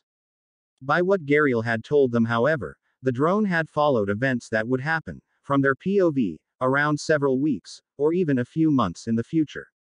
So what they were seeing were actually things that had not happened yet, in their reality, possible future events.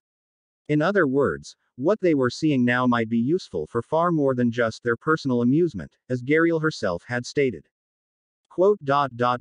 Now what is it exactly that requires the church to send two of its own here? Asked Rias in the scene they were watching.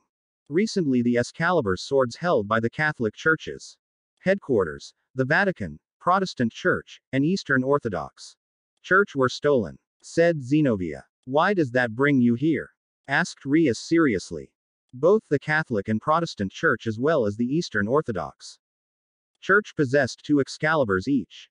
One from each of these churches was stolen, while the other swords of the Catholic and Protestant Church are currently wielded by Irina and me, with the last being under heavy security. The ones who stole these swords escaped here to Japan and brought them to this town. Said Zenobia. It seems my area is full of incidents, so who stole the Excaliburs? Questioned Rias. The people who stole them were the Grigori.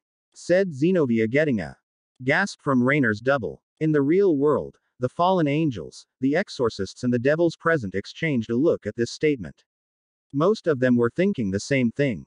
Kokabeel. They watched the recording continue. I told you they had lured him with women, can't you see he didn't know? You were available and now our enemies, both the fallen angels and devils have bribed him with women. Said Zenobia to Irina. Zenobia. You can't just say things like that so openly. Besides, we don't know that for sure, maybe they have a mutual agreement. Said Irina. With a small blush. With women as physically attractive as them. You must accept it your friend has fallen prey to lust. Said Zenobia. Are they ignoring us? Asked Issei, dumbfounded.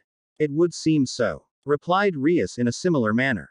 What are they saying about us being used to turn Issei to the side of our respective factions? Asked Raynor in annoyance. Maybe they think we have seduced Issei and brought him to our respective sides. Said Akano with a giggle. What the hell? Asked Issei in confusion. The Issei in the present pretty much shared his sentiment. Even he had to grin seeing this. Beside him, Irina was now so embarrassed that she was blushing heavily and wordlessly staring down at the ground before her. You must accept it, Irina. Issei has become possessed by lust and is merely being swayed by the women of other factions. Said Zenobia. Completely ignoring everyone else but Irina. It is not true. Issei would never crumble and become a weak beast of sexual desire. Retorted Irina angrily. Believe what you will, but the facts speak for themselves. Said Zenobia. Are we truly this annoying? Zenobia asked in a bit of shock. To be honest, you for sure are. Raynor giggled. But you heard the point about the stolen Excaliburs, Rias stated. This would really be a serious matter. And bringing them right into devil territory. Do you think Kokabeel is behind it? Calawarner asked them now. It's quite possible, Zenobia replied, after what we found out about him. Next to her, Kiba just stared at the spot where the recording was still playing. Excalibur, he whispered, while Zenobia gave him a side look. She had already noticed his obsession with the Excaliburs some time ago. She had asked him about it once, but he didn't want to talk about it. Well, maybe it would have been better to at least address him by name instead of saying, "Hey devil, there is something I wanted to ask you," like she did. Okay. She admitted that she had not exactly been emphatic back then. She was probably lucky that she had gotten only a scowl in return. But at least she thought she was getting better here. We should keep our eyes open when we return, Rias stated. In case this will also happen in our world. Irina for her part was now nearly as red as the Grimoire heiress had been just a few minutes before, as she had seen the recording of her double. Why did Gariel just have to show this part of the recordings? She said to herself. I know how you feel, Rias told her. You have seen how my last counterpart had acted. Yes, but your other self is a slut, Irina suddenly yelled, for all of them to hear. The looks that everybody was suddenly sending to the exorcist made her only more embarrassed. Rias glared at her for a moment. But on the other hand, she admitted deep down she agreed with Irina about her other self. She could only be happy that her stupid bitch double had not decided to speak to her brother while still in her see-through nightie she had been talking about and give him, and with that everyone here, a good look at. Not that she had a problem with presenting herself in front of others. But it didn't necessarily had to be her brother, right? If she thought about it, why exactly would her big brother even knew so well that her nighties were see-through? What kind of relationship exactly did her double have with her brother? She wasn't even sure if she wanted to know. XXX. What gave her far more to think about, however, was Gariel's comment that her counterpart's new pawn, whoever it was, had not been happy about being turned. She knew the fallen angel well enough by now to know that this meant he was very likely in open rebellion against her other self. This thought somewhat disturbed her. She was used to the idea that her new servants, after she had turned them, would accept being devils pretty quickly. That one would resent her, even actually turn against her. Knowing that he would be labeled a stray devil, that was something completely new to her. Or maybe you are just so unbelievably arrogant to think everyone would be happy being your servant, another part of her told herself. She remembered the confrontation she had with Issei about her attempt to turn him. He wasn't very happy at all. So far she had told herself this was only because it had failed, and if he had become a devil, he would have come to terms with it. But what if not? Would he have ended up hating her? By what she had seen her in the last days, both might be true. There might actually be one world out there where Issei had become her loyal servant, and another where he turned into her worst enemy. Thinking that everybody would be happy to be her servant. Was she truly that arrogant? She asked herself. Rias thought once again back at the way Issei had reacted. She knew all too well how many pure-blood devils lost their lives to their own servants. She sometimes asked herself what had caused these servants to hate their masters so much that they murdered them, even if they risked being hunted down and killed themselves. Would her counterpart from that world meet the same fate, being killed by a servant she herself had recruited? Somewhere in her mind she saw a picture of Issei Hyodo standing over her own dead body. That wouldn't have happened, right? Issei would have never simply killed her, no matter the circumstances, right? At least that was what she was telling herself. She tried to bring herself to think about other things. What had truly surprised her, however, was that all of their combined group, devils, fallen angels and human exorcists alike, had began to get along together quite well. Despite them all being mortal enemies. But somehow it was nearly as if they had left their own world behind when they arrived here. Two who seemed to be getting along especially well were Kiba and the exorcist Zenobia. It had started with the two of them having regular sparring matches with each other, more than either of them had with either Issei or Irina.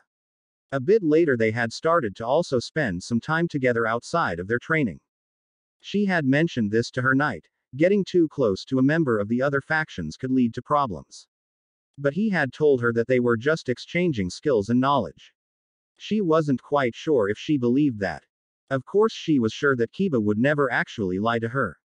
But that didn't mean that he and the exorcist could not grow close without either of them actually intending it. XXX. Now, here I have another recording, Gariel announced. Issei. This one shows you. Just to be fair, I want to play it as well. Just do it, he replied stoically. It can hardly get any worse. The next recording started. Issei recognized the place as his classroom, with Motohama, Matsuda, Murayama Katase and Aika Kuryu, a girl that he knew to be herself perverted in a quite similar way as Motohama, surrounding his other self. This version of him, he admitted a bit grudgingly, was far more muscular and impressive looking than himself. No way. Hyodo had sex, said Katase in disbelief. A good beginning, Issei thought in the real world, half sarcastically half really meaning it. I wonder if that is why he got so buff, whispered Murayama. Ho. Big talk, but where is your proof? Asked Kuryu. They saw Issei. They won in the recording. Remove his shirt and show his classmates his back, that was full of red scratches. Like I said, physical evidence. She is a wild cat in bed and she can take one hell of a pounding. No way. Was Hyodo serious? Asked Murayama in a whisper. They did look fairly genuine, said Kuryu, commenting on the marks they just saw on his back. Well, this recording seemed to contain less important stuff than the last one, they all thought. As for who, I'll leave that until the end. The why though, is because I have superior genetics, said Issei before going silent. Well, who is it? Asked Motohama, both in excitement and envy. Kuroka, said Issei simply. That doesn't tell us anything, shouted the perverted duo. XXX in the audience, however, Kaneko reacted instantly and froze as she heard that name. Kuroka, Akano asked, isn't that? Yes, Rias replied. Kaneko's sister, who had killed her former master and became a stray devil. Her use of senjutsu, as it had been said, had driven her to insanity. As a result, Kaneko had been seen as a threat as well and nearly been killed by Devil Society, if Rias' brother had not interfered and saved her. Well, maybe that one isn't like the Kuroka from our world, Kiba suggested. XXX. Oh, right, did I forget to mention that Kuroka is Kaneko's big sister. Also, when I say big, I'm not just talking about her age in comparison to Kaneko, said Issei, getting jaws to drop throughout the classroom. Kaneko now changed from frozen in shock, to turning deep red from hearing that statement. No way, said Matsuda in shock. Kaneko has a big sister, continued Motohama. Yep, although, they aren't on the best of terms. Oh, and I'll say this. Now, she's mine, so don't even think about it, said Issei. I can't believe Hyodo had sex with someone, him, said Murayama. Well, if you want, I could show you what it's like, teased Issei with a grin, getting Murayama to blush and splutter refusals. The Murayama sitting right next to them showed a similar reaction as she blushed as well. Oh, that's too bad. If Kuroka is to be believed, I'm apparently very good at it. I mean, just ask everyone who heard us near the edge of town this morning, said Issei, getting wide-eyed looks from everyone. Issei smirked at this, before he felt someone looking at his crotch, and looked to where he felt the gaze coming from, only to see Kiryu gazing at it with a blush. Impressive, isn't it? Asked Issei, getting Kiryu to nervously chuckle and look away. Well, you're not short of power, that's for sure, said Kiryu, perversely, getting Murayama, Katase, Motohama and Matsuda to look at him in shock. Like I said, superior genetics, in more ways than one, said Issei with a smirk, which caused Murayama and Katase to blush slightly at the implication. I knew there was a good reason why falling for you was a great idea, Issei-kun, Rainer said to him. This other version of you looked quite ripped. Good to see what some training could do for you. And then there is the size of your. She suddenly interrupted herself and turned to the exorcist girl sitting next to her. Now Irina. You want Issei-kun to use his superior genetics on you too, don't you? She asked the exorcist playfully. I know you do. You are a sinful perverted fallen angel, Irina exclaimed. I know I am, she replied with a light smirk. What is your excuse? Aren't you supposed to be a warrior of the church? After all, you want it just as much as me, don't you? Yeses, Irina admitted silently to herself.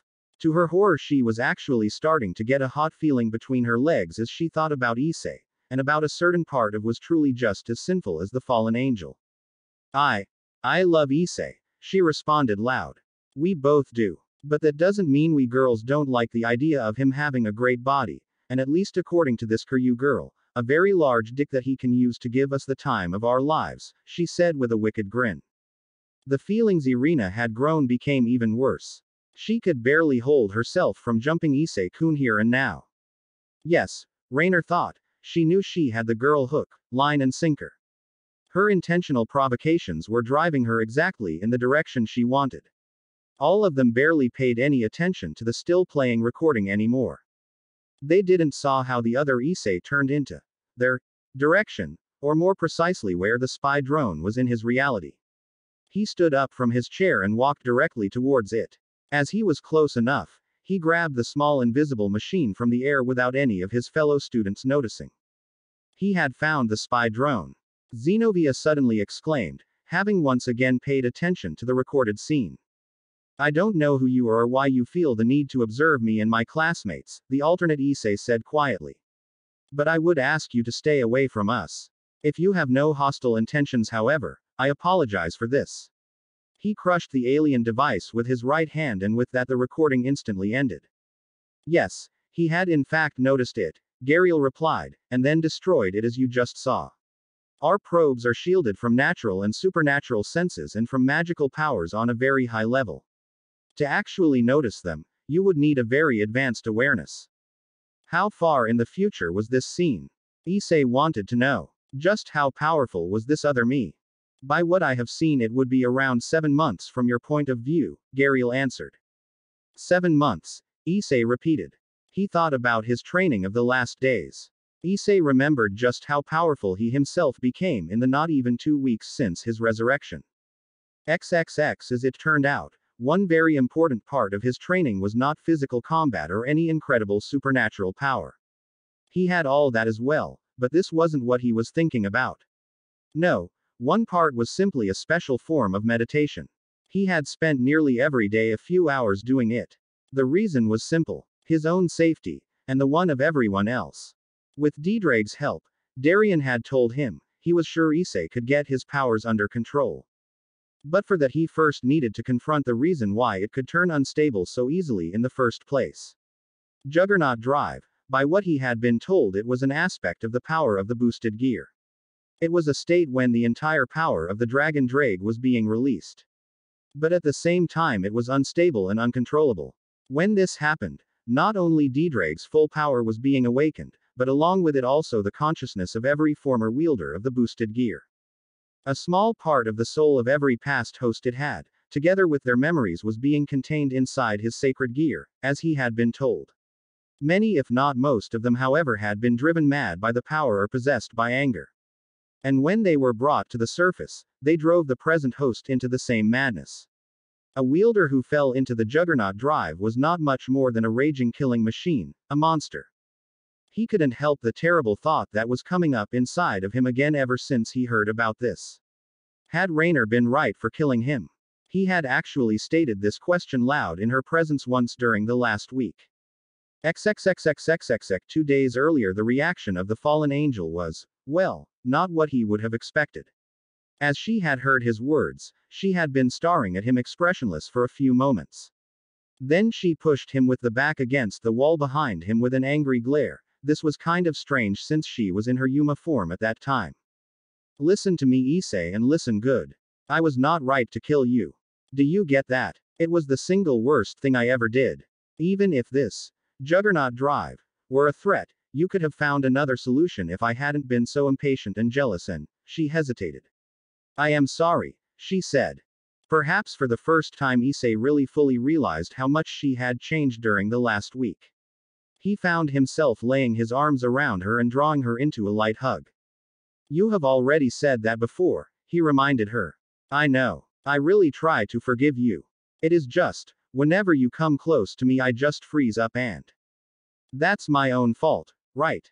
So I guess I will try to do something about it, she said to him.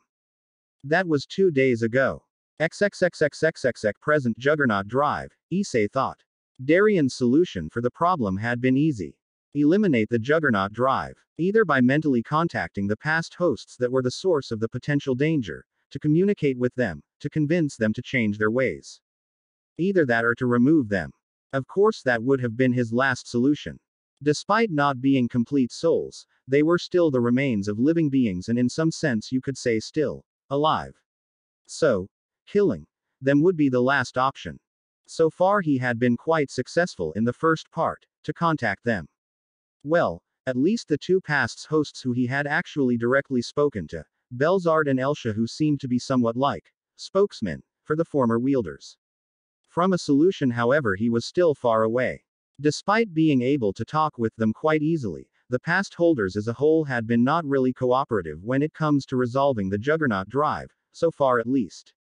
During his meditation sessions he had felt it, the underlying madness, the rage, hatred and hunger for dominance coming from the soul fragments trapped somewhere deep inside the sacred gear, in himself. The thought that something like that was buried inside him, only waiting to break out. Darien had told him that the chance that he would lose himself was very small. But only under the condition he managed to overcome the Juggernaut Drive. Because he trusted him that he could do it. He could only hope that Darien was right. XXX Issei was not the only one who had been thinking back to his training. Most of the others, or at least the exorcists and fallen angels, had similar thoughts at one point or the other. Calla Warner, for example, had been thinking more than once about her first training match with her new mentor, who was not only a human girl, but on the first look also much younger than her. At the first look, she would have felt insulted. But after getting her ass kicked a few times, it had humbled her a bit. What shocked her even more than the fighting skill of her opponent, however, was the fact that this normal human seemed to have a direct counter for her light magic. The kicks and punches the girl had landed on her had somehow caused far more damage than they should have, even with May's incredible strength. Donasek had said something similar. She nearly had to grin as she remembered how the proud fighter had to admit that he had been thrown around like a ragdoll. After their first confrontation with their teachers, he had told her that he believed something about their fighting style was directly countering their supernatural energy. He had told her how his trainer had broken apart one of his light spears with his bare hands. It wasn't until their next lesson that she found out just how right Danesik had been. Key manipulation, a form that she had never heard of before, different from senjutsu, but in its own way just as effective. It was able to negate not only light, but all forms of magic, depending on how powerful you and your opponent were, of course.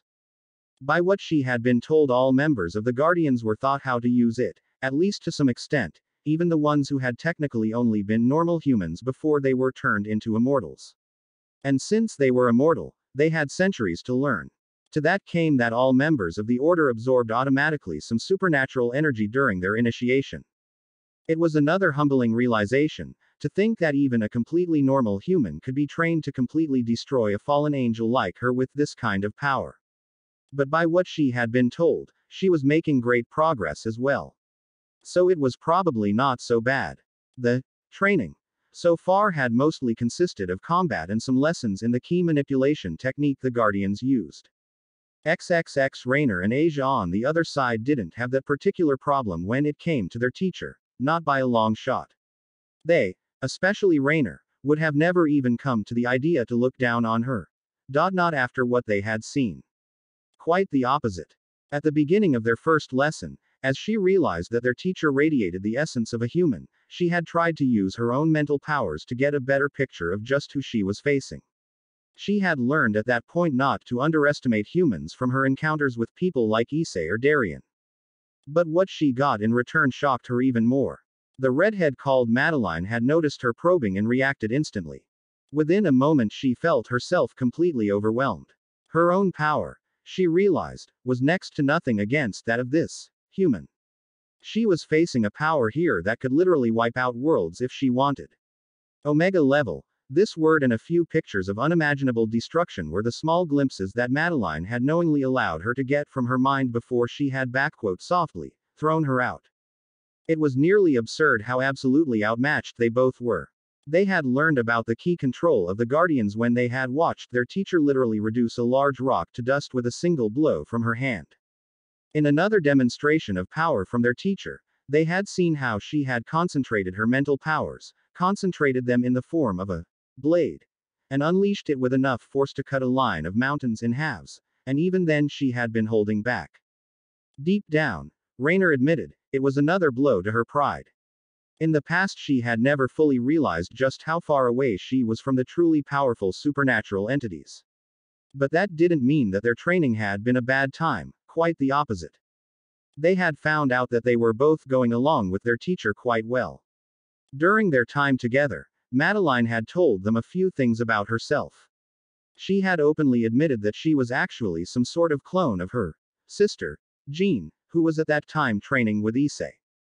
Like she had told them, she had once been a healer for the team known as the X-Men, a group of mutants like her, before they became part of the Guardians. But just like Jean, she had problems to control her own emotions and the cosmic powers that she possessed. To that came some personal problems, and just like Jean, she was driven insane and in the end only barely saved from herself. I actually died, she had told them. Just like Jean did more than once. But death has barely any hold on us anymore. It was kind of ironic that her experience nearly seemed to mirror both Asia and Rainer in different parts of her lives. Maybe this was why she could get along with both quite well. You know, I once felt unloved, unwanted, betrayed and wronged by the entire world, she had said at one point to them. Everyone only cared about Jean, even our family. She was the original, I only a copy. And so I once unleashed my wrath on everyone. You know that feeling, right? She asked in Rainer's direction. Yes, she did. But she also didn't have nearly unlimited power to live out her rage. But believe me, she continued, what you did was nothing against my actions when I was not in control of my powers and my own rage. I would have destroyed the planet, just like Jean nearly did, if we hadn't been stopped by our friends in time, she stated. Look, she said. Their surroundings had suddenly changed. But both of them realized that this was just an illusion Madeline had created for their benefit. They were in fact still in the training's dimension of the Guardians, but her powers made it look to them as if they were actually standing in orbit high over Earth. This, however, was not everything. Down on the planet below them, small glowing lights were appearing, everywhere. It were thousands, no billions. The lights that you see down there are the representations of the minds belonging to every single intelligent life on the planet. Every light is one mind, one soul, and right now they are all in my hand, she said. A light red fog seemed to be placing itself over the entire globe and between all those lights. They knew it was a visual representation of Madeline's powers. Right now she was literally holding the world in her hand. If you shared my powers, and maybe some days you could influence them all, erasing memories, placing thoughts and ideas in every mind on the planet. Of course it was only an example, a demonstration. Even if she truly wanted, the other guardians would never let her manipulate the entire world like that. And if we wanted, she continued, we could destroy them all, wipe them all out with a single attack. If we wanted, the lords would do this without any hesitation, if they saw any reason to, if it fit into their agenda, this and worse. Some of them did things like that in the past and are continuing. That is one of the reasons our organization exists, she stated. But we would never consider doing this, right? She looked at Raynor, because we are good girls now. Not that good, the fallen angel had replied with a grin. But I see what you mean, she said. But deep down she admitted she felt horrified of the implications of what she just heard. Asia's face looked as if she was feeling sick. Raynor had silently agreed with the nun's sentiment. Omega level. That was the code word for the ability to destroy an entire planet as she had learned, in some cases with just one attack. That was 4 days ago. XXXXXXX somewhere else at the same time in another part of the large mansion, a meeting was taking place. The most important members of the organization known as the Guardians were participating. Close beside Darian stood Scott Summers, the leader of the team known as the X-Men.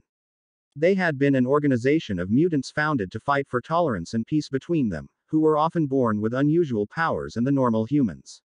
For decades, even centuries, there had been friction and conflicts between these two subspecies of humanity.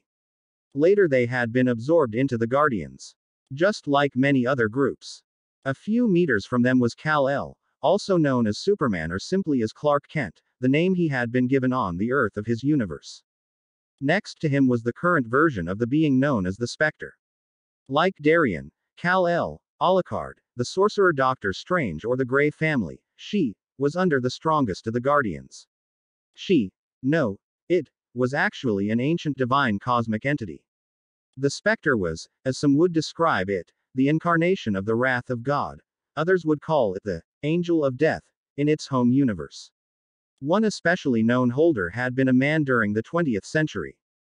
It was an entity that moved from one mortal host to the other, a bit similar to the sacred gears from Issei's home world, and bonded with them. The current holder was a young woman from Universe 002. Then there was May Parker's father Peter, who possessed the same kind of powers like herself, and many others. Super entities, more regular, supernatural being and even nearly normal people were standing side by side, with no real difference in their organization's order. Rank under the Guardians was not decided by raw power, but by experience and the role you were fulfilling in the group. The Guardians, like they were now, were in some sense not just a single organization, but a unification of several such groups with similar goals and agendas. While the ancient Karelian group, that existed for thousands of years and that the Guardians had developed from, was still the core of the organization, other teams like the X-Men and part of the Avengers from Universe 001 are the remains of the Justice League from Universe 003 after they had nearly been wiped out as the being named Darkseid had joined the Lords, now made up a large part of them. We have reports of possible sightings of at least 2 of the Lords in Universe 0016, Kal-El stated. How many worlds are in their direct reach? The Spectre asked. Around a dozen star systems in their direct surroundings, he replied, in that universe alone. And that doesn't even include their ability to jump to other dimensions or parts of space. Darian nodded. Of course they could have hold this entire conference telepathically and exchange the information within seconds. But that would put the members who possessed now or only weak telepathic powers in a weak spot and caused them discomfort. So out of regard for them they did it in the usual way. We will move to confront them if we have to. with enough force to not only challenge them, but protect this places as well, Darian said. Something else? He asked. There is also the matter of our new recruits from Universe 112501, Wolverine spoke up. Beside him were standing May Parker and Steve Rogers. While the first two were dressed in the usual black training gear of the organization, the former super soldier was now wearing a blue-colored uniform that was based on his days in the army and as a superhero. A few meters beside them was Zero, aka Lelouch v. Britannia, a former prince and strategist, recruited from Universe 0011, along with a few other members. The two exorcists are doing very well, Steve Rogers stated. We have trained them in our combat style, including the basics of our key manipulation. And also in the basics of strategic thinking, Lelouch pointed out. Which isn't exactly easy given how hard-headed our recruits seem to be. But they are making progress. As expected, Darian responded. But it is not the exorcists I am thinking about. Of course not, Wolverine commented. You are talking about mine and May's charges, those two fallen angels. I have to admit it was really devious of you to put those two with us. He grinned. After all, this is not simply training, it is also a test, right? So tell me, what is your verdict? Darian asked. Shouldn't you know better than me?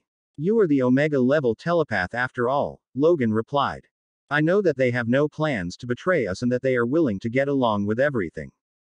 But that they have also no real conviction and are only here because their former superior had brought them in.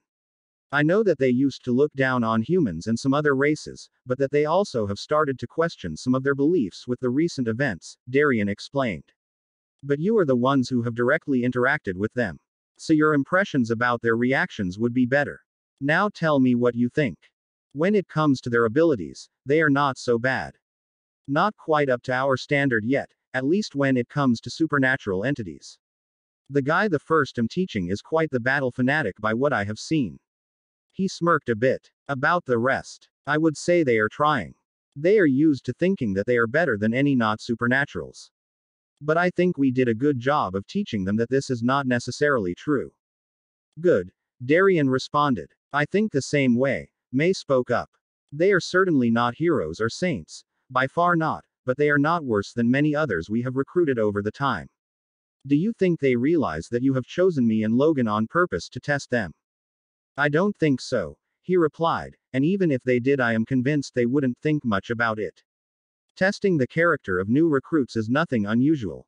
If they had however refused to be trained by a mere human, or if we had detected thoughts of betrayal from them because we had dared to let humans teach them, then it would be clear that they weren't worthy to join our order. I see, Logan said. But it looks like they had passed the test. Yes, they did. That means we will give them a chance, Darian stated.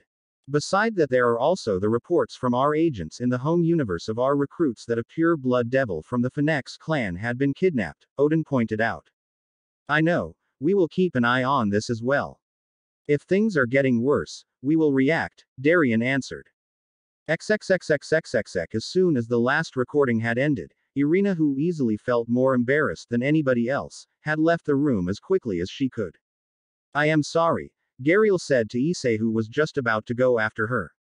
I had just thought this would be a bit of fun. I had not thought about that she could react like this. I know, he replied, just before he ran out of the room, following the girl who had just done the same. Irina, he said to her as he found her lying to a wall, after she had run down the stairs at the balcony that led from their rooms in the first floor to the ground level. She didn't look like she wanted to talk. In fact, she looked like she wanted to be left alone. But Issei right now had no intention to let her. Is everything all right? He asked her. Kun, she said. What we have just seen. It is okay, he told her. What we have seen were just doubles of us from other universes. There is no reason that what they said should have any influence on how things are between us, right? No, Irina suddenly called out. I mean, what this other Irina said. It is the same with me. Issei, I had a crush with you when we were children, and now I am in love with you. And I want you. Your fallen angel girlfriend is completely right, she admitted. Issei wasn't quite sure what he should answer. Irina's feelings weren't a great surprise. Both Gariel and Raynor had already pointed them out to him more than once. But having her actually saying it was a bit different. But it is not only that. I am an exorcist issei. I was taught that devils, fallen angels and other evil creature are my enemies. And now I see you again after years and you are part of a group that is working with fallen angels and with devils. We are with these people for over a week and I have to admit I actually like most of them. And not only that, you are with a fallen angel who says she is your girlfriend, one who has killed you, and it just hurts me every time I see her close to you. But then she said that she is actually willing to share an. But I am sure the church would not be exactly happy about this either. She continued to talk while Issei just stood there and listened. Damn it, I am not sure about anything anymore, she exclaimed and banged her head lightly against the wall behind her. But I don't think I even care anymore, Irina stated. Issei-kun, I want you. Please take me right here. Now it seems we are actually getting somewhere, they heard a voice coming from. Raynor was standing on the balcony above them, lying against the railing. But don't you think your girlfriend should have her turn first, Issei-kun? She jumped off, using her wings to glide to the ground. You have been riling her up the whole time on purpose, Issei realized, accusing her as she landed in front of them. My, very perspective of you, Raynor responded. You have been playing me. Irina called out a bit shocked. I just wanted you to admit your feelings, Raynor shrugged with her shoulders, and you did. Of course I had to push you a bit. But it worked. Or do you regret confessing to Issei? Irina was dumbstruck by the question, but she just shook her head. Never, she replied. Good. Now hold up just a sec. Issei wanted to say something. What, Issei-kun? You always said you wanted a harem. Raynor smiled at him, and here you have two volunteers who are willing, in every way. I think it is now on you to respond. XXXXXXX 7 days later they were gone. Darian, Alucard, Spectre, Kal-El, Jean and Madeline, all of them. All of them had left to a different dimension for a possible confrontation with the Lords. This was her chance. If she wanted to leave without being seen or answering any questions, then it was now. To be honest, she had her doubts about running off like that without even noticing anybody. But in this case she couldn't help herself, she admitted. Not when he had returned. She just had to go and see with her own eyes. She was just about to activate the device on her armpit that would activate one of the dimensional portals. So you just want to leave, without telling anyone, she heard a voice. Odin? She asked, recognizing him. I should have known that someone like you would notice me. He nodded. I was not the only one who managed to sense you, despite you trying to conceal yourself. I am just the one who offered to talk to you. So you want to go, unauthorized and without anyone backing you up. I just have to. He is out there. I have to go after him to find out what he is doing, she claimed. And then you will do what? Odin asked her. You know he had been more powerful than you 16 years ago, even before he received his sacred gear. Gariel winced a bit at this statement. And he is for sure more powerful than you now. I am just trying to locate him. Then I will find out what he is doing, and I will report it then. That is no reason not to take help with you right away, Odin responded. What is if he finds you first? What if you are walking into an ambush? She tried to answer. Gariel, you are not trying to desert us, do you? He asked. What? No. It is just something I should take care of by myself, she replied. But you can't. Crossel is too powerful for you and it is unlikely that he will be alone. Gariel, are you sure that you can trust your own judgment here? What if you get captured? You remember the last time he got to you. How many people lost her life the last time because of it? Gariel visible froze. Why do you have to bring that up? She asked. I was forgiven for what happened. Gariel, if you don't forget about this foolishness, I will tell your recruits the truth about you and Crossel, and I mean all of it, he warned her. You can't, she said. Believe me, I can. Maybe I should do that anyway. So far none of it had said anything because it wasn't necessary. Nothing suggested that your recruits and Alec Crossel would even cross paths. But now, if you go after him by yourself you will not only endanger yourself, you could pull your entire new team into this. I won't. They will stay here till the challenge and then, she stated. And you think they will just stay out of it, that they won't try to help you? She cringed. You shouldn't let them, she said. I shouldn't let you go in the first place, the old man responded. I have seen too many teammates, friends and family members die over thousands of years to just watch how another one throws her life away. Listen, there is not telling where Alec is right now or what he is doing to harm our cause. And the others have their hands full with the sightings of the Lords. You said it yourself, he and we have a history. He might try to go after me. Isn't that a good chance to lure him out? Please, will you listen what I have to say? You might be right in this point, Odin admitted. But that doesn't mean you are right about the rest. I still think I should have some doubts about your judgment. But I will listen, he said. XXXXXXX Universe 112506. Some time later Gariel was once again in the town of Kuo. But it wasn't the same Kuo she had visited before. By the information she had gathered so far, in first line by questioning random students, the entire devil peerage of Rias Grimori that was known as the Occult Research Club had been murdered. The only survivor had been Issei Hyodo, who had joined them just a short time before. So they had truly turned him in this world. She would had tried to question one of the devils themselves. It would not have been exactly easy to use mental powers on another supernatural being, but it would have been a chance. In the end, however, it wasn't necessary. She already knew who had done it. Just like she had predicted, he had found her, just before she had entered this universe. She had not taken the direct way but crossed one other dimension. Just in case another of her comrades beside Odin decided to follow her. Alec, no, he was colossal to her now, had appeared right in front of her, just a short time before she tried to form the portal that brought her here. She remembered the words with that he had greeted her. Gariel, my angel, it is wonderful to see you again, as if everything in the past had not even happened. As if he hadn't misled her, caused her to do horrible things and then betrayed her. Now she was standing in the park, not far from the place she had met Issei for the first time and thinking about what she had found out so far. She suddenly heard a voice calling out to her, a voice she knew all too well. Issei. She turned around to him. He was standing here in the park, glaring at her with a mixture of distrust and anger. But it was not the Issei she knew. She could feel the essence of a devil in him. This was the Issei of this world. Fallen angel, he said, I heard you have been asking questions about me. Damn it, she thought. She had been too careless.